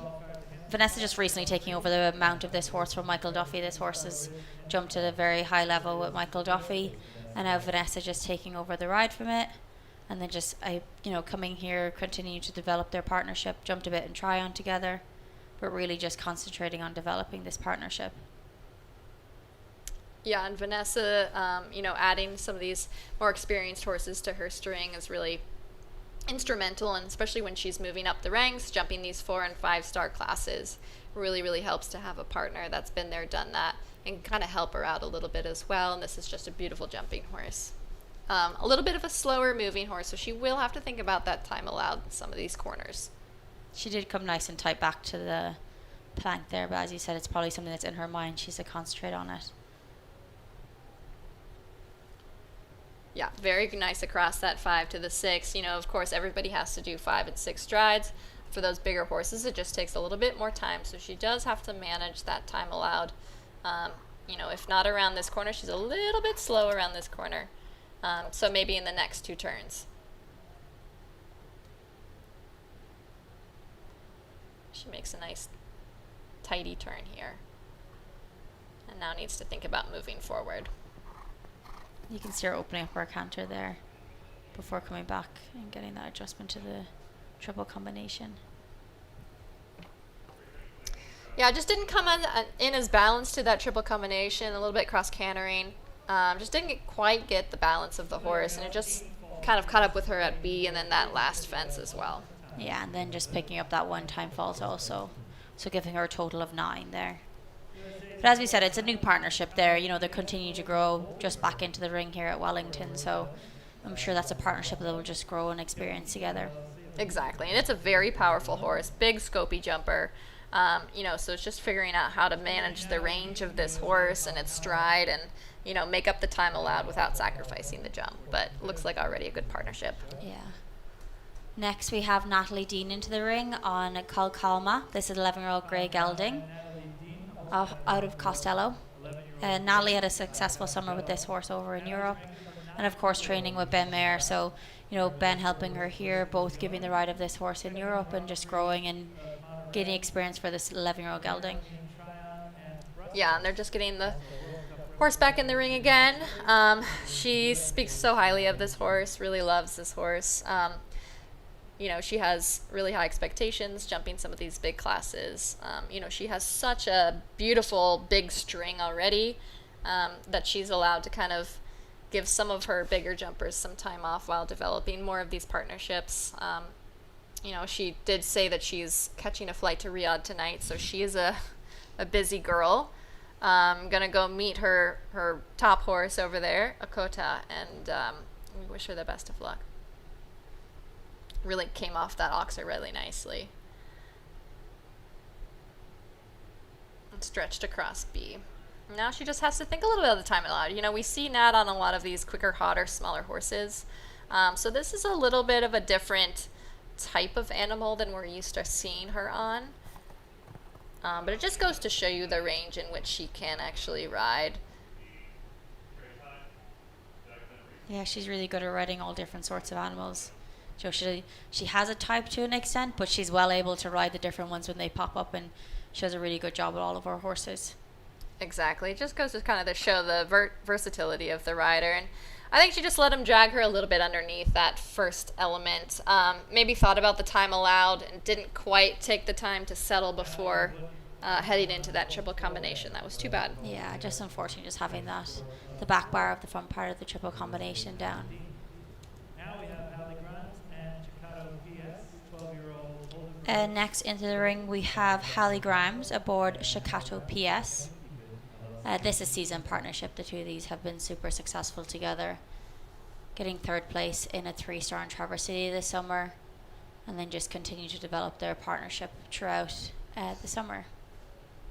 I love watching this horse go. It's a big horse. It just seems to be a little bit of a contradiction of itself. It's a big horse, but it's quick. It turns great. We saw she did the jump off on Friday in the qualifier. It was very quick, very tidy. For a bigger horse, it does move quite quick across the ground. Now, granted, with this partnership, she's developed, how to ride. The time allows, in the beginning, it was a little bit slower. It does jump very, very well, but very lofty sometimes over some of these fences. So she has had to do a great deal of homework in trying to get this horse under the time allowed, keeping it going, again, without sacrificing that beautiful jump. And I think she's done such a great job. Yeah, they've really learned and grown together. As you said, for such a large horse, but the home name is Tiny, which is quite funny for a horse to this extent. But as you can see, Hallie straight away, knowing from 2 to 3, keeping the time. Yeah, and you can see just how much this partnership has developed, where she trusts that she can keep moving forward from 2 to 3, and then trust that she can get the horse back again. It's just the homework that she's worked on, the rideability with this horse just seems much, much smooth. Very easy 5 for this big strided horse. And then she sets it up really well for the double. Yeah, that came up really nice, that line. You can see her just moving around her bend, making sure she's getting back and square to this vertical. And she just took her time a little bit wider here. Maybe that was her plan, to try and really get across that triple bar to get into the 4. And then keeps it quite tidy on the backside, really steady to that. Maybe a little bit took for granted the turn, or just didn't get the horse quite back enough as she wanted. Maybe it was a little bit at that pole. Barely towed it down. Those 8-foot poles are so light. And finished in the 8. That was too bad. Yeah, just unfortunate just picking up that 4 false there at the free jump vertical 11. But overall, you would say she's probably happy with that round. Looked really smooth, rode the line from 5, 6, and 7 really nicely. Didn't seem to cause any issues for her. And then just unfortunately just having that turn back to 11, the vertical down. Yeah, such a simple mistake. And unfortunately, even these simple mistakes at this height, with this light equipment, can cost you the 4 faults. Yeah. Next into the ring, we have Lacey Gilbertson aboard Hollywood. This is a season partnership. These two won a 3-star Grand Prix in Traverse City this summer and always continue to get placed at a top level. Very fast combination also. Yeah, again, another rider under Shane. Shane doing a great job helping set up all these horses for his students, and first developing them himself and then passing them down. And he's really done a great job at figuring out which horse was going to partner with the best rider.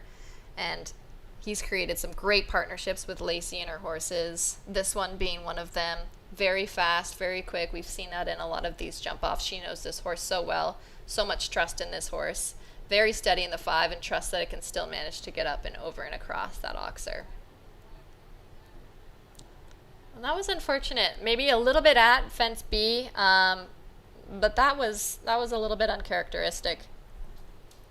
And just takes the next one as well. And again, we come to think maybe, she jumped to the jump off on Friday. Maybe the horse could just be a little bit tired or a little bit at the fences from going so fast. Who knows? But we know that this partnership is very successful. And as you say, that some horses are affected more by, going to do the speed round in the Grand Prix qualifier jump off, and some, aren't phased by it, but it really just depends on the horse and the rider combination. Exactly, and just towed that B element as well. Just picking up the 12 falls there for Lacey Gilbertson aboard Hollywood. With time allowed being a factor, as we've been seeing it in this class, maybe your brain is thinking, get to the next fence, and maybe this, translates definitely to the horses and their energy, so they won't take as much time in the air. Maybe they'll just kind of sacrifice a little foot here and there. Yeah. We have our 8 clear so far. Next in, we welcome Wilton Porter aboard Stern Mark III. This combination had a very successful summer over in Europe, and now have come back to us here in Wellington. They were clear in a 2-star large tour in Riesenbeck, and also 4th in a Grand Prix in Pielbergen. Yeah, and again, a great partnership to watch. This horse jumps so beautifully. Wilton really knowing that he has to kind of be a little bit quick across the ground. This horse is already a little bit quick across the ground, so at least there's a benefit there. Horse jumps so beautifully for him. He had such great success on Friday. Keeping it very neat. And then just setting it up for the very steady 5.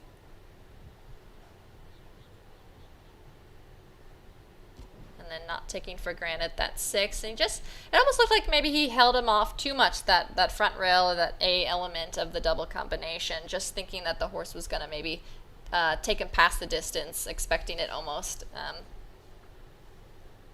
That was unfortunate.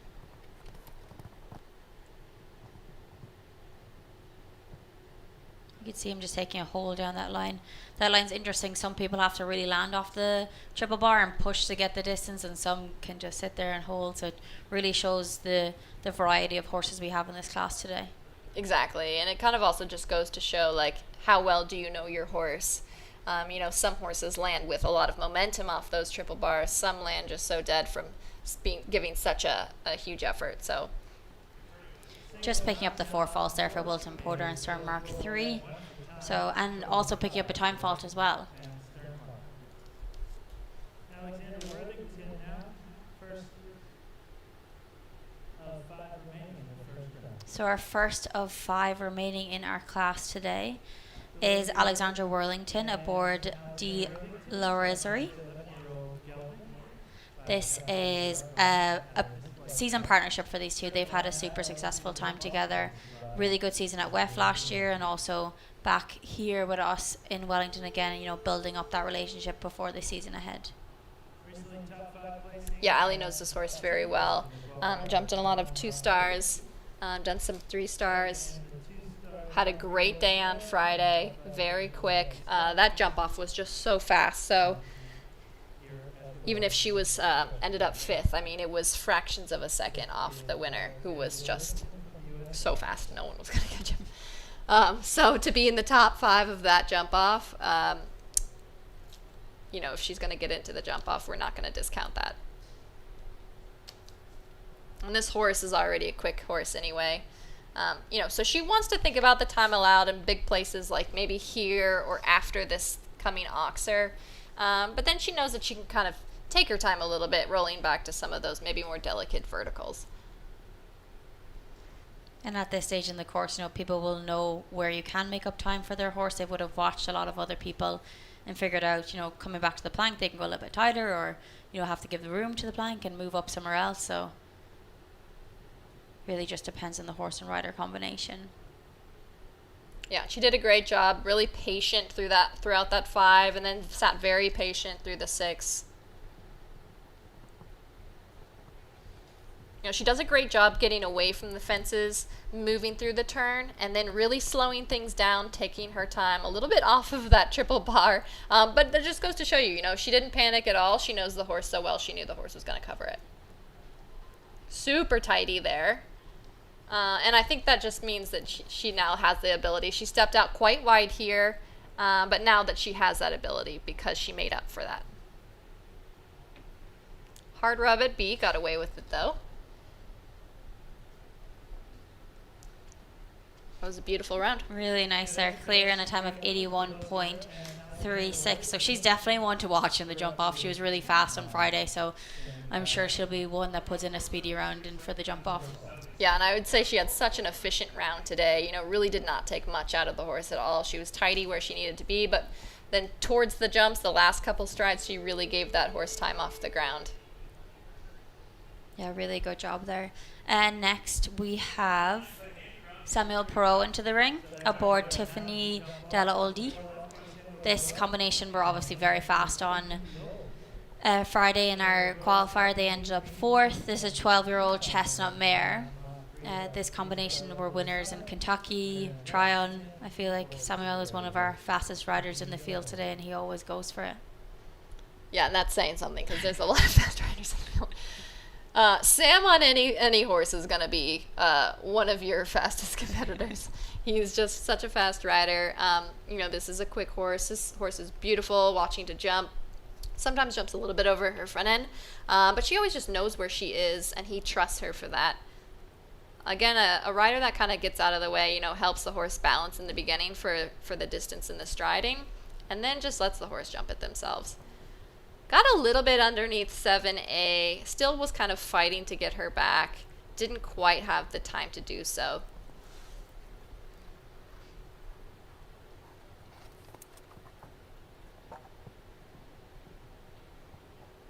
Really had to stretch in that 4. Almost didn't look like he got down there enough to then set her up. And yeah, she's 12. She's been there. She's done that. No need to jump more.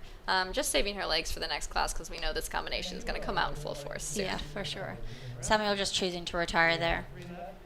But as you said, you know, just picking up those jumps, you know, keeping the fresh legs under his, you know, his ride, making sure that the mare has fresh legs for the next day. You know, he sees he has a few down, wave of the hand out of the prize money kind of a way, and keep her for the next day. Exactly. And that's just horsemanship. Especially with a horse that doesn't need practice anymore, seeing these fences. Yeah.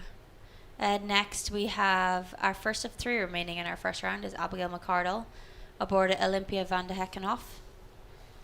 This is a 10-year-old bay mare. And as I said, she was 3rd in the qualifier on Friday. So very, very fast round she put in on Friday. Just picking up 3rd place, but as we said, that was one of the fastest jump-offs we've had down here. So it doesn't, you know, mean that she's still a very good fast rider, and I'm sure she'll come in today with the same mentality. Yeah, again, very, very fast. Abby, just in general, is a very fast rider. You know, she should, in theory, probably not have a time fault. She just is always very wary of getting to the next fence. This is a little bit of a slower moving horse than some of the other horses that we have seen her with. Usually some of those hotter, bloodier horses. But she's developed such a great partnership with this horse, really taking her time to develop it over the past couple of years, now stepping it up into some of the bigger classes. This horse has jumped a lot of clear rounds, a lot of top placings, so she's done a great job in kind of monitoring it, picking the classes for this horse, and just didn't seem to quite get that 5 done in time.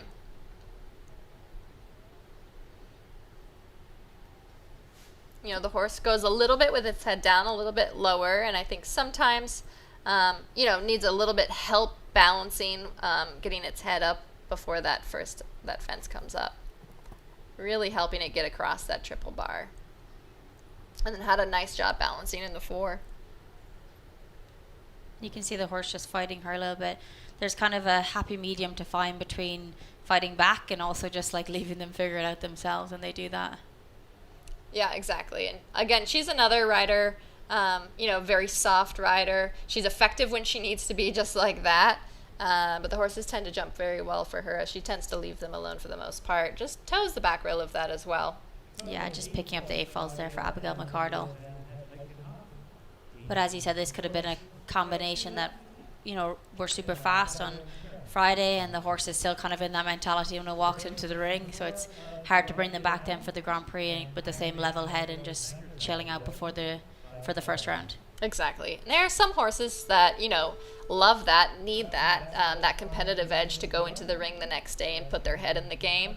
You know, others, it gets them a little bit too excited and then a little bit unruly. So it just depends on your type of your horse, you know, the choices you want to make, where you want to go for the money, or where you think you have the best shot.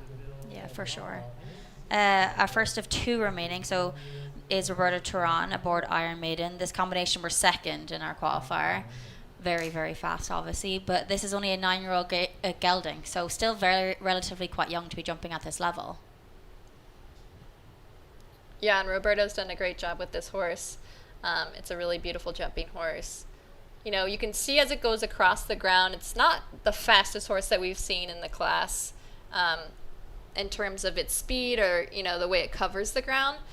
Just the fact that Roberto was second in that fast of a class just kind of gives you an idea of how quick a rider he actually is and what he can kind of get these horses to do.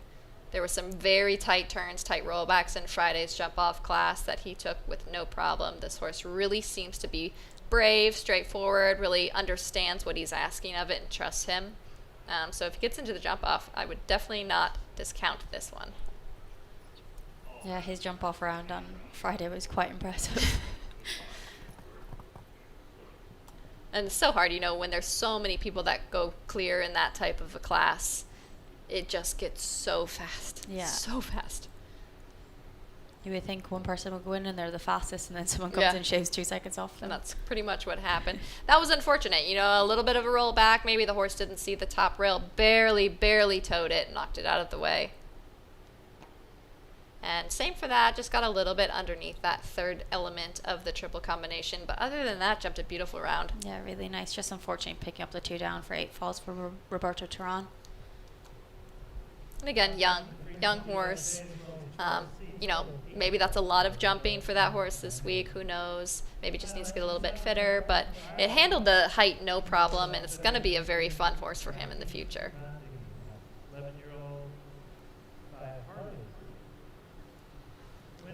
Our last in our first round today is Simon McCarthy. He was our winner from our qualifier on Friday. So definitely a fast duo are walking into the ring currently. It's 11-year-old bay mare owned by Elan Furter. So Simon taking over the ride here. Had a successful summer together.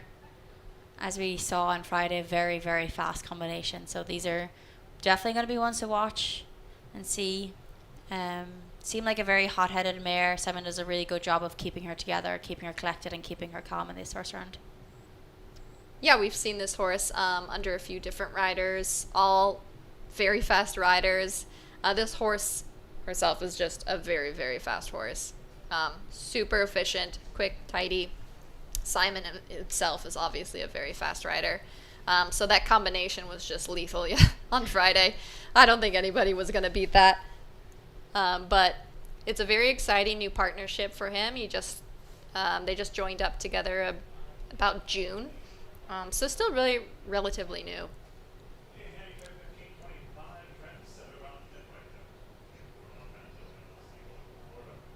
Really starting to slow down. Just didn't seem to quite get the energy down before jumping into that very delicate vertical oxer.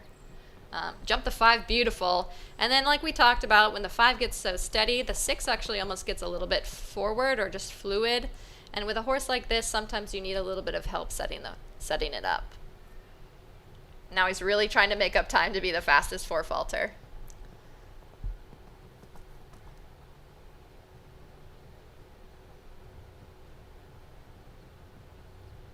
Did a nice job setting the horse up for B. Really took his time through the triple. And I think he might be the fastest 4 faulter. Very fast, yeah, he is. 4 faulter in time of 75.56. So he's a good 9 seconds inside our time allowed. That was catching a lot of people. So really shows how fast Simon was. We have our 9 clears and 2 on our time faults. Time fault, John McCraig just won the time fault, and then Charlotte Jacobs also just picking up 1 time fault. Our 9 clears into the second round. Thaisa Irwin will go first. Todd Minikus, Nicky Hirt, Andrew Wells, Philip McGuan, Luis Fernando Lazabel, Alex Granado, Nicky Galligan, and Alexandra Worthington. A very fast set of riders going into this second round. I'm sure it's going to be interesting to see. But we definitely have a fast set of riders into the second round.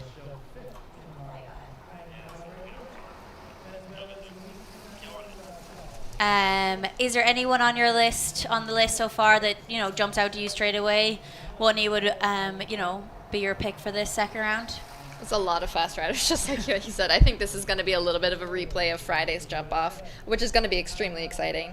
At least with 9, you're guaranteed a check, so at least you can kind of go for it a little bit versus the 17 and the jump off on Friday, where you want to be a little bit cautious because if you have a rail down, you end up 13, 14, 15th place. You do not get that check even if you jumped off. Yeah. In saying that, I'm looking at Philip. They are so fast, but I'm going to try and put my money on Alex. What about you? I think it's a good pick. I think I have to go with the Irish and stick with Philip. I feel like I should pick my fellow Irishman out of it. I think this combination is super fast. Philip is a very, very fast rider. He's had several wins in this mare, so I think they're definitely going to be one to watch in the jump off. It'll be interesting to see, and then with the 9, it's a good lineup and enough to see. You can watch if you're last to go. You can watch the first one and still have time to warm up. So it's interesting to see how different people approach this jump off. Yeah, exactly. And some of these, older partnerships, newer partnerships. I know Allie's knocking at the door. She's so close to it. I wouldn't count her out. And all these other riders, they're either on old partnerships, newer ones, and it's really anybody's game. Yeah, for sure. Just as our tractors are heading in there, our ring crew are going to come in and do some arena maintenance, and then we will come back for our jump off.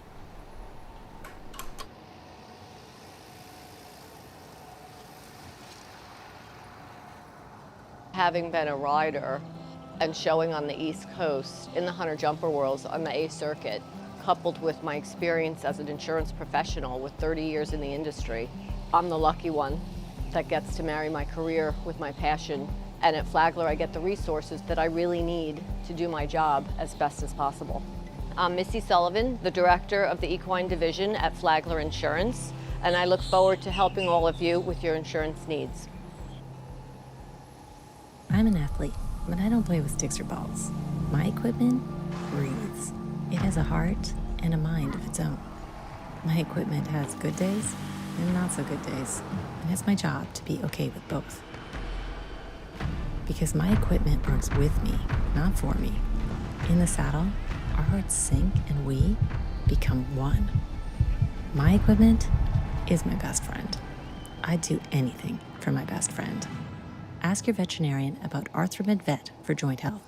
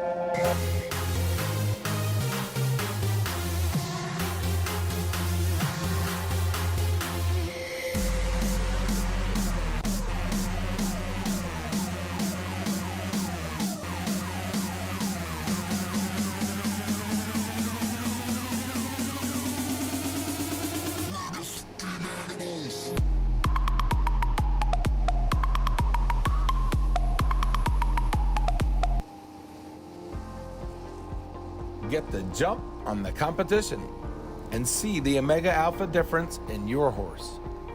The natural herbal formulas from Omega Alpha are proven safe and effective. Manufactured to the highest pharmaceutical grade standards in our Ontario headquarters, every Omega Alpha product delivers great results. Visit OmegaAlpha.com.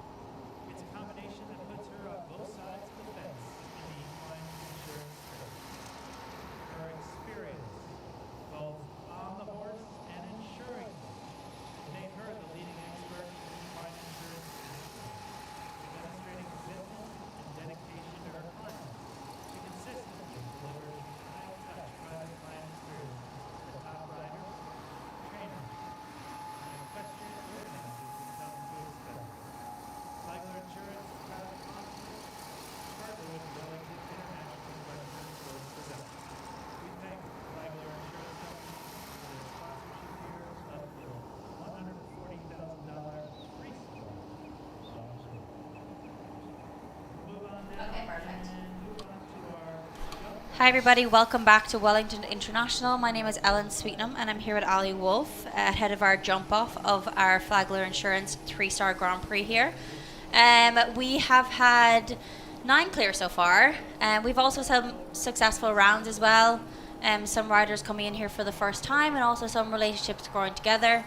I know John McRae jumping his first meter 55 with his horse and just picking up 1 time fault. I'm sure he'll be happy with that round. Also the likes of Ashley Vogel taking over the ride from her trainer Shane Sweetnam on Otis Blue and just picking up the 1 fence down, but overall a super successful round. Ahead of our jump off here, we will have a quick look at our course, kindly presented by Palm Beach County Sports Commission. Riders will start up at the far end at our triple bar at fence number 9. And then they will loop back to fence 14, which is 7A in reverse from our first round. And then turning back inside there to fence number 2, our Ariane vertical. And then swinging back to fence 15, which is a new jump in our second round here. It was next to fence number 3 in our first round. Once again, turning back here to our Oxer at 6. And then we have them looping back to 12B and C. So part A of that triple combination is now removed for our second round. And then galloping down to our Flagler Insurance Oxer at fence 13. Looks like a very twisty and tough jump off for our riders here today. Ali, what do you think? Where do you think is where people are going to make up the most time, and where do you think people are going to be able to make that time up and win this class? Yeah, it's a very intricate jump off, a lot of twists and turns. It'll be interesting jumping fence 2 to roll back to fence 15, that Ida development vertical in the middle, whether they decide to take that inside track inside of the new fence 14, or whether they decide to gallop around. There's parts, where you can gallop, make up time. There's other parts where you really spin right back. So I think it's a jump off kind of fit for every horse and any horse. The shorter strided horses, maybe we'll make up more ground on those tight turnbacks versus those bigger, lopier strided horses. But it's definitely a very exciting, fun jump off to watch. And I think what will be exciting is that last line 2, whether people will decide that they can maybe make it down into 7 strides, leaving 1 stride out from that first round or not. If you were going to jump this jump off, do you think you would do the 7 strides down to the Oxer? I think I might try. Yeah. I think that's where you might, this jump off, there's not many places where you can take a tight turn where others might. I feel like it's very straightforward in that perspective. So you really have to find those extra spots to be able to make up that time to, get that win today. Exactly. And, galloping down to that last fence, it's exciting. It's the last fence. People are cheering. But, look how many people just towed that last fence in that first round. So that is something to not take for granted. Yeah, and it's definitely a nice big square Oxer there. So galloping flat out, it definitely tests how careful your horse is, and then also over that jump, trusting them to get over it also. Exactly. I think we're set up for a very exciting, very fast, I believe, jump off. A lot of fast riders. I think we're going to see a lot of exciting ones.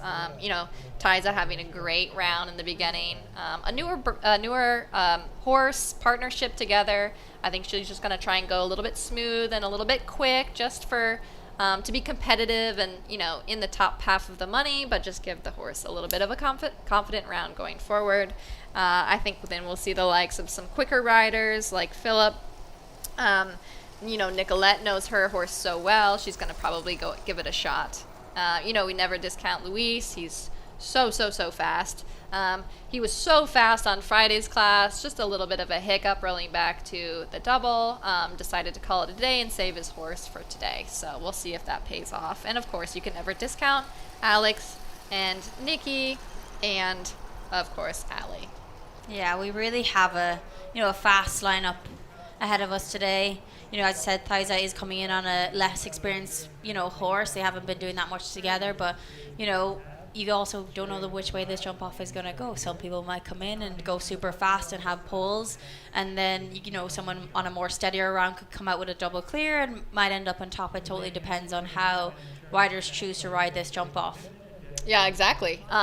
They maybe see down the order how many fast riders they have behind them, having to go so fast that they just jeopardize something, and a slower rider that maybe has a nice, just beautiful double clear takes his or her time, might rise up to the occasion and end up second or third. We've seen that before. It can happen.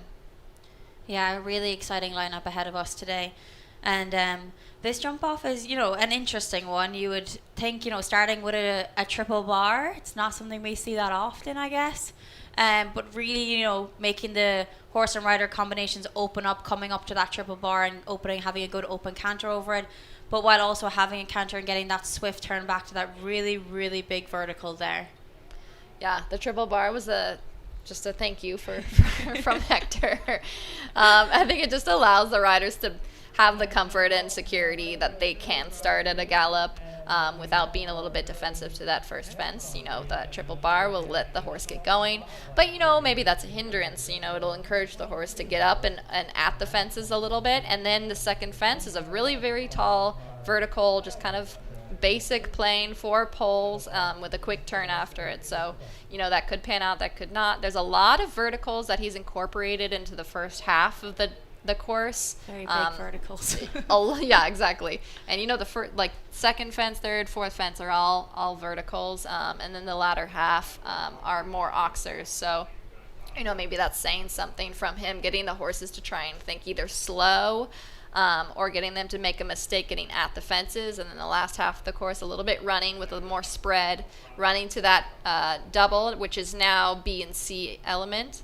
I think that is something not to take for granted. We saw in the first round that triple combination was riding very, very careful, just very delicate poles set on the top there. And I think that's going to ride a little bit the same. I think the rider should not, come too hot into that, especially A, being that tall vertical, B, very, very, very square, maybe not so wide. And then it's their choice down to that last fence. But again, that fence has come down plenty of times in the first round. Yeah, and as you said in the first round, that B part has the white standards with the white poles, so it also blends into the banners at the side of the ring, and you're turning back at an angle to that double, so some horses might look at that a little bit funny. And also those big verticals he's made, in theory you could slice across those, so it's important for riders to know that yes, you might want to slice across to make up some time, but you also have to get square to those big verticals. Yeah, exactly. And these course designers don't just put these fences together at random. There's a lot of thought that goes into this, what the horses see, what they want the horses to see, little things that they can play upon, the color of the fence blending in with the background. We see the Arion fence being just very basic navy blue, but coming towards that fence, it kind of blends in with the blue stance behind. So, there's a lot of thought that goes into development of these jumps, the colors of the fences, what they want the horses to see, again, like you talked about through that triple combination, them eyeing that white plank and just seeing straight through the fence. And again, rolling back to fence 6, which is behind the gazebo, that's a very blind turn. The horses don't really get their eye on it until last minute. It's also, quite an abrupt turn. So that's time to make up, but at the same time, it's a very, very square oxer going slightly uphill with a turn right after that. So, we've pretty much said that there is faults at every single one of these fences. So yeah, and it's interesting to see he hasn't taken the plank out at 5 either, coming back to 6. So you don't. You have to have that turn back, scooting past the gazebo, up inside. You still have room for sure, but it's just interesting that he chose to leave that jump and move a lot of the rest of them. Yeah, exactly. And we're seeing, Thaisa maybe go see that fence. What their intro is, what they want their horses to see in practice. And she's going to go take a look at that double. Very smart. Yeah, for sure. I think she's having a look there between her lines from 6 back to that double. And as you said, this combination is a newer combination, growing and learning together. We'll see what she does here. Does she choose to go all out from the first jump, or is it just more of a round for experience? She does have a very fast lineup ahead of her, so I'm sure Thaisa knows this very well. She knows who's behind her, knows her horse very well, and knows exactly what she has to do in her plan for today.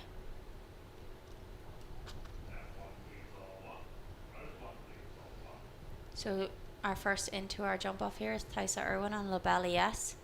You can see her just really opening up her canter, getting that good canter down to the triple bar. Yeah, and the nice part, this horse hangs up so much in the air that she really can get a big gallop going. That's going to be beneficial for her to get the horse kind of up and over that first fence and the second. So the big gallop for this horse is actually quite beneficial. but again, within reason. She makes a pretty neat turn back there, decides to go around, keeps that gallop going, but contained gallop. It's important back to that, Ida, to, you want to open up your canter, but you're also coming to a very big vertical. You're slicing across to get this turn back. Exactly. Huge effort. And just, again, like we talked about, a very blind turn. The horse just barely gets his eye on it in time to measure the fence. I just don't think the horse really measured the back pole as well. That just comes from immaturity, and the horse just jumps up so high over some of these oxers that the ability not to see it and study it beforehand, she'll walk away from that all the wiser. Yeah, for sure. Just picking up the 4 false there on a time of 50.41. So overall, you would think, a good round just picking up the back bar there of that oxer. But I'm sure Thaisa will be happy with that round. It was good experience. Came back to all the jumps super well. I think her slice to the second jump was quite impressive at that big vertical. So a good round so far to start us off on this jump off. Exactly, and you need to test the horse at some point too. So she knows she's going to get a check. Why not push the buttons a little bit, see what you're getting yourself into for your next jump off. Yeah, for sure. And next into the ring we have Todd Minikus aboard Kickaboo Spirit. Todd, of course, one of our very fast riders here in our jump off, and it'll be interesting to see what he does with this gelding. As we said, it's only a 9-year-old, so still gaining that experience in this ring and at this level. Yeah, and again, Todd's been working with this horse for a little bit. He moved it up a lot last year as well. So now he kind of knows a little bit what to expect from this horse, getting very quick rollbacks, just a little bit of a sacrifice at fence 2 for such a tight rollback. Now balancing for the vertical. They're seeming to jump that vertical quite well. And this is the blind turn to a very, very tall square oxer. Just having the front rail. I think fence number 6 is going to play a little bit of a factor in this jump off. Yeah, it's when you look at it by itself, it's objectively just a square oxer in the middle of the ring, but that roll back past the gazebo is super blind. So just picking up the 8 falls there for Todd Minikus aboard Kickaboo Spirits. With the score being in second place now. So picking up that 4 false at the Ariam vertical rolling back, and then the 6, the oxer in the middle of the ring. For such a big horse, that's natural tendency to be a little bit slow across the ground. That was quite a fast jump off. And I think that'll pay off, longer down the road as he goes along. Challenging this horse to kind of move its legs a little bit quicker, it's going to come out a much better horse after. Yeah, for sure. Just gaining experience at this level for now. And Nicky Hirt is in next on Chateau 7. As we said in the first round, this is a seasoned partnership. These two know each other super well. And you can just really see her attacking this first jump with a nice open canter. Yeah, big, beautiful gallop. You can see she went just a hair wider than Todd's footprints. And just a little bit slower back, but maybe she also saw Todd. And again, fence 2 catches her, this time with the hind un. I think she was just thinking to turn so quick afterward. She didn't quite get the jump she wanted to do that. You can see her going in a slightly wider path around that gazebo to that big oxer at 6. Yeah, she got a beautiful jump at fence 6. The horse really studied that one nicely.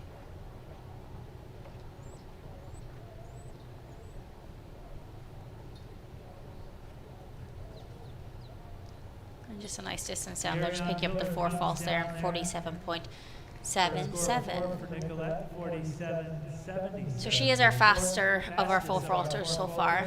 Thaisa Irwin was there in a time of 50.41. So Nicky slots into first as of now.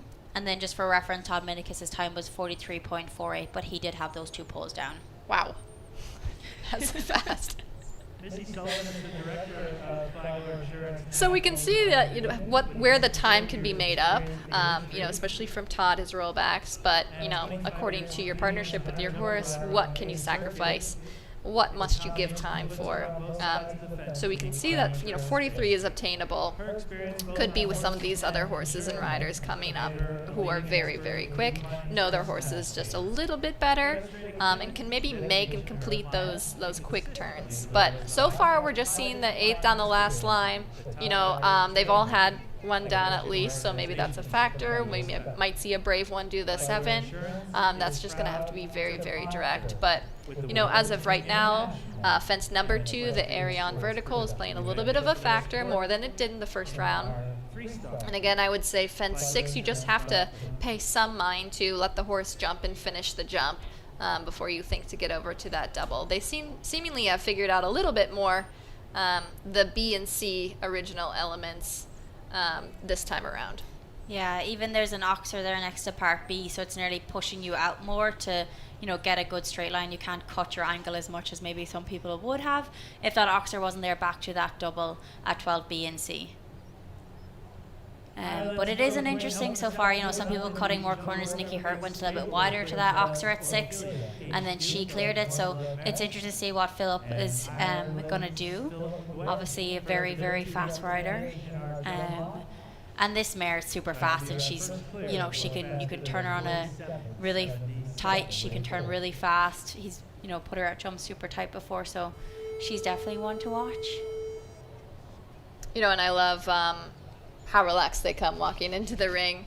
It's such a great tell of just a smart, competitive horse that can be so relaxed but know her job so well, really kick into gear as soon as the tone rings, and be that fast and probably then walk back out on a loose rein.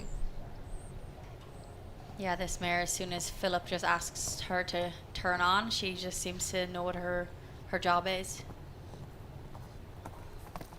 Yeah, and off they go. Good angle back to that second vertical. Wow.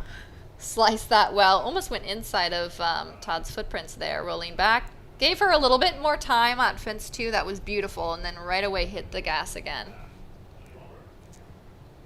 Really took a shot to the vertical. I mean, he really does not have to slow down to set her up. She just does that so naturally.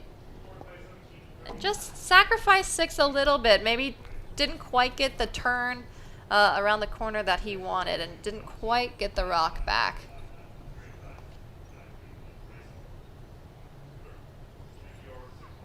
Wow, look at the time. Fast there. Just the 4 falls there in a time of 41.98. So Philip does slot into first place as of now as our fastest 4 falter. Yet to see a double clear in this, so that's interesting to see. Philip looked like he went super tight past the gazebo to get that angle to 6, so maybe that's where he sacrificed having that just front rail down of that oxer. But his, from 1 to 2, he sliced that vertical, very good, a little bit wider to the Ariane at 2.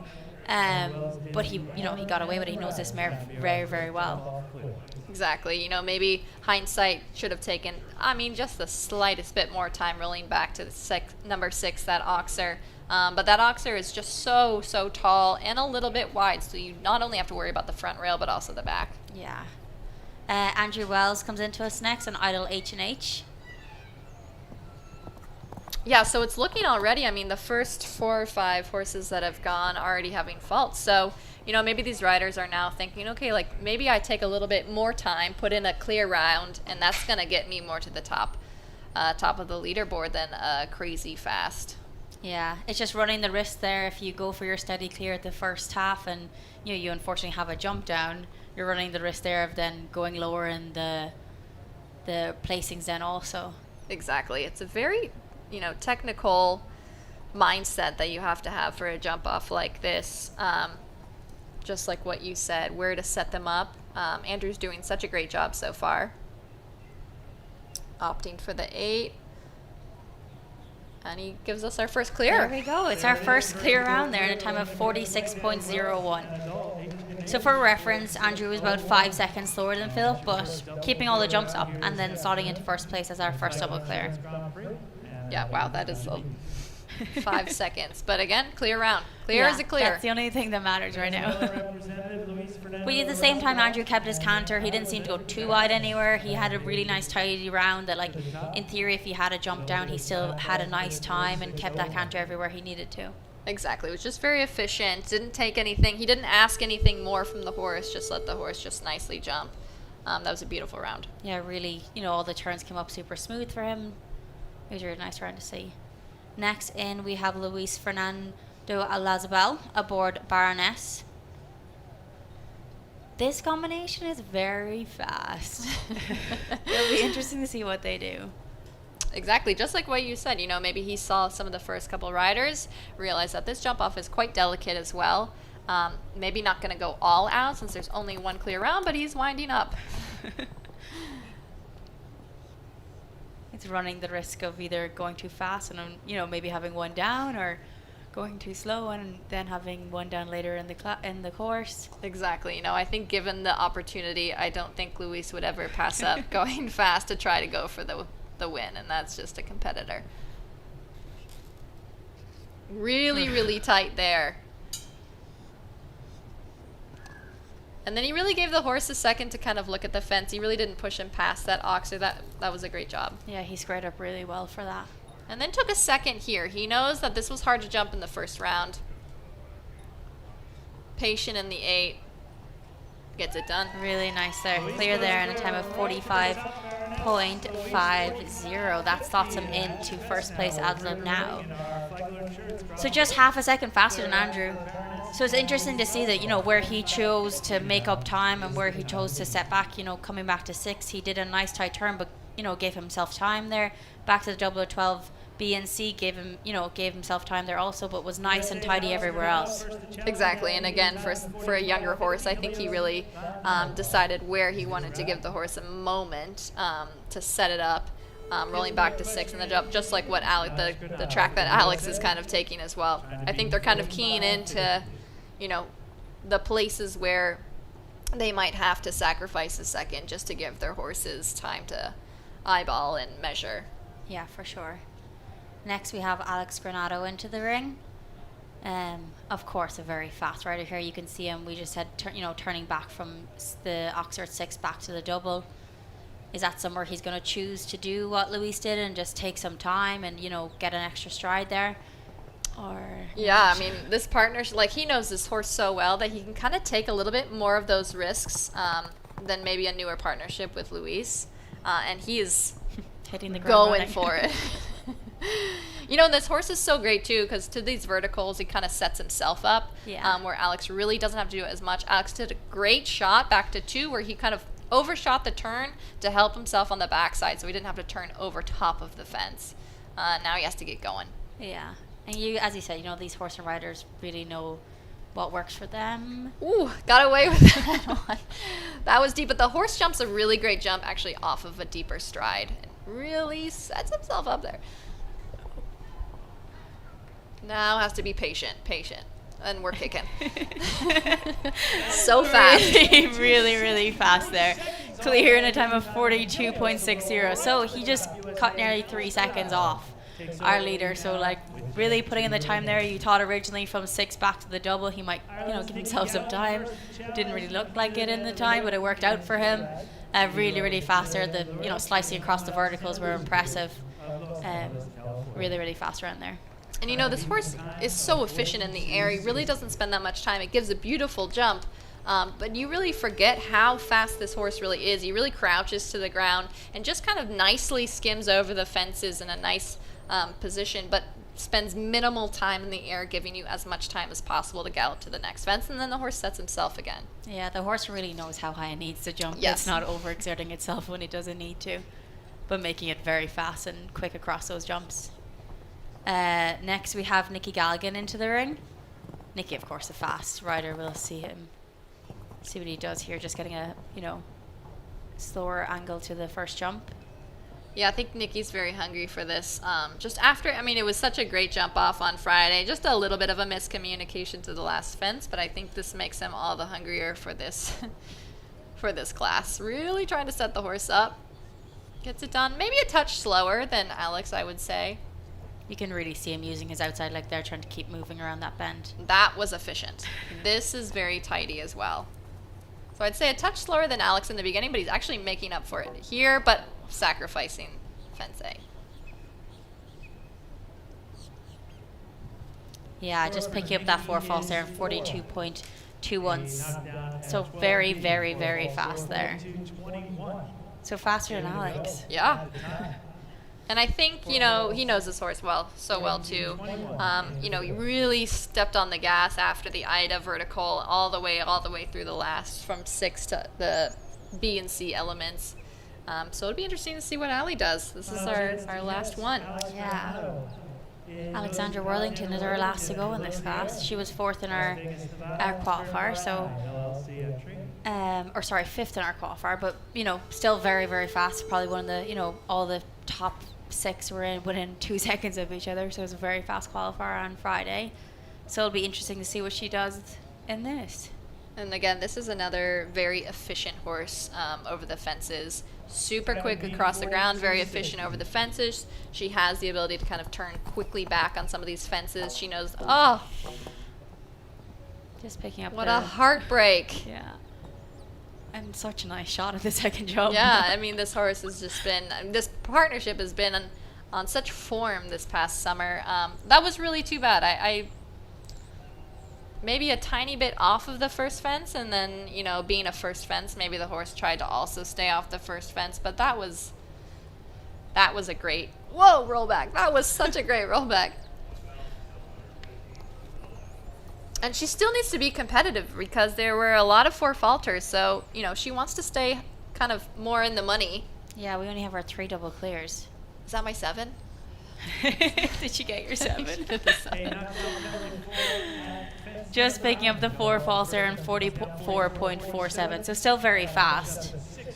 Slots her into 6th place. So our winner is your pick of the day, Alex Granado. I'd like to say that I call them.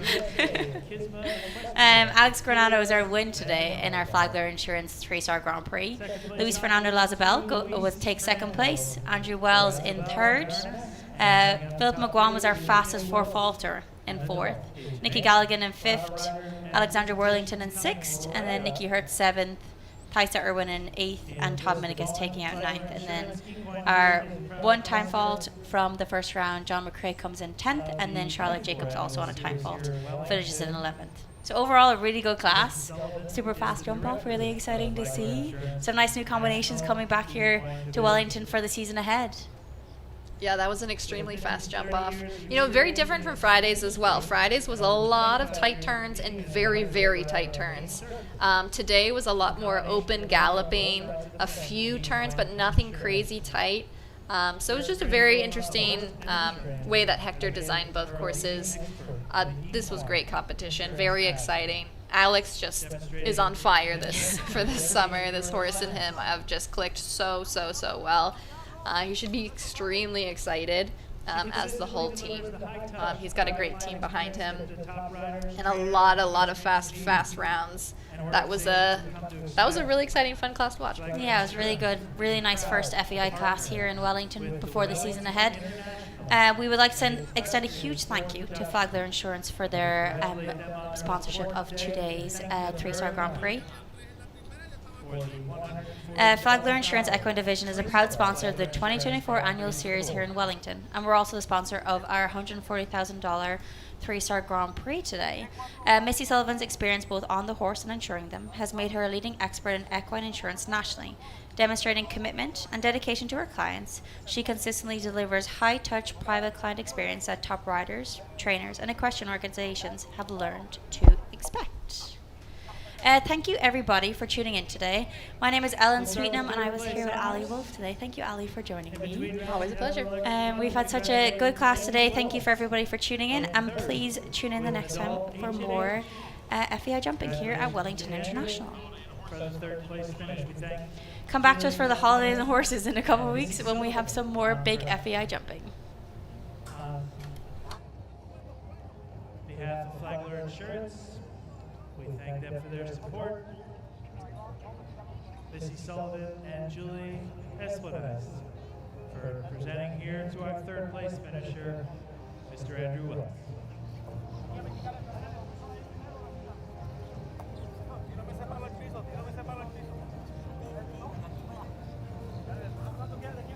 Second place honors now coming in. We congratulate Baroness Leanne Ablin's entry and Venezuela's Luis Fernando Larrazabal. Julie Esplanades and Missy Sullivan on behalf of Flagler Insurance here to present our 2nd place honors to Luis. Congratulations.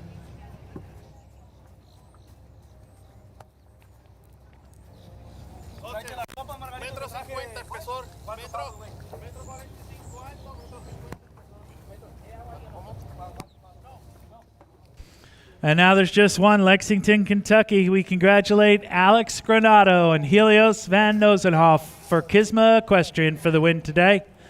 Congratulations to Alex on his win. Missy Sullivan and Julie Esplanades presenting to our champion here today. Also a special award. Thena Lukens has the Firehouse Rescue Kit, the official rescue kit of the ESP Annual Series. This patented pending original file safety tool for equestrians, handpicked and 100% made in the USA. It's a selection of safety and horse activation items, which include 5 patented equine blindfolds, spot fire sprays, fire gloves, a hay thermometer, fire blanket, tie line, 2,000 looms, flashlight, and more. The design is all safety functional and easy to use from anyone, and displayed prominently in the barn aisle or breezeway for direct access for staff, grooms, riders, or first responders. Don't leave your barn at risk. Visit www.firehorserescue.com. So as tradition with the win, we will represent the country with the anthem. We'll ask you to please stand and rise for the anthem of the United States. Congratulations to Alex Granado.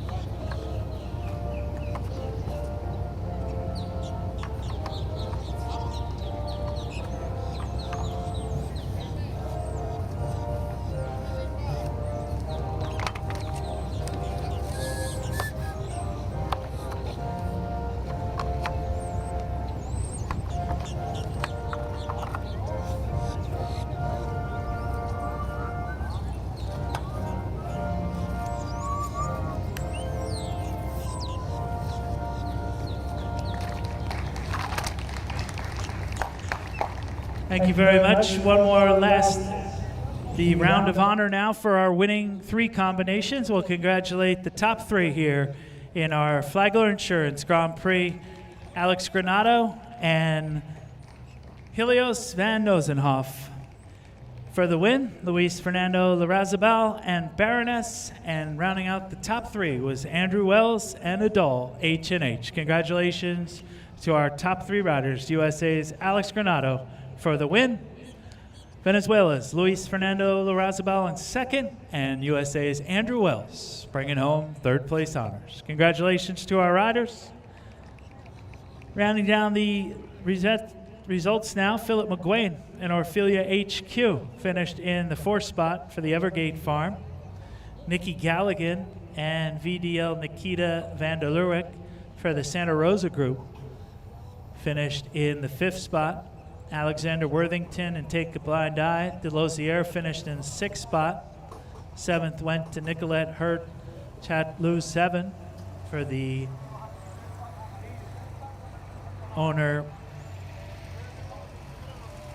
8th place went to Thaisa Irwin and Michael Smith, LaBelle ES. 9th place to Todd Minikus and Kabuki Spirit. 10th place to Jonathan McCrae and Chactolina PS. 11th to Charlotte Jacobs and Instrumental, and Simon McCarthy and Alon Federer's Nartique VH. Round out the top 12. Thank everyone for their help here. Missy Sullivan and Julie Esplanades for their presentation today, as well as Athena Latkins on the presentation for our Firehorse Rescue Kit. We'll set now for the Salt Spa Grand Prix. Salt the Spa Grand Prix up next. Amazing new services include Himalayan Halo Therapy Salt Room, Infrared Sauna and Saltwater Float Tank. Book your neck massage and facial appointments with Salt at the Spa. Setting the course now for 24 on the list in the Grand Prix up next.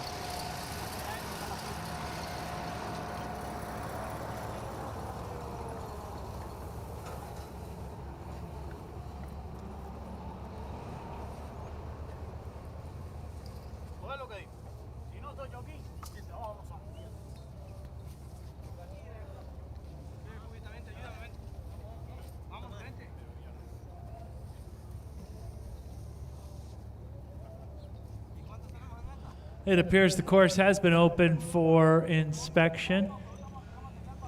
Fences 1 through 13, Salt the Spa Grand Prix. Up next, riders invited in to inspect the track.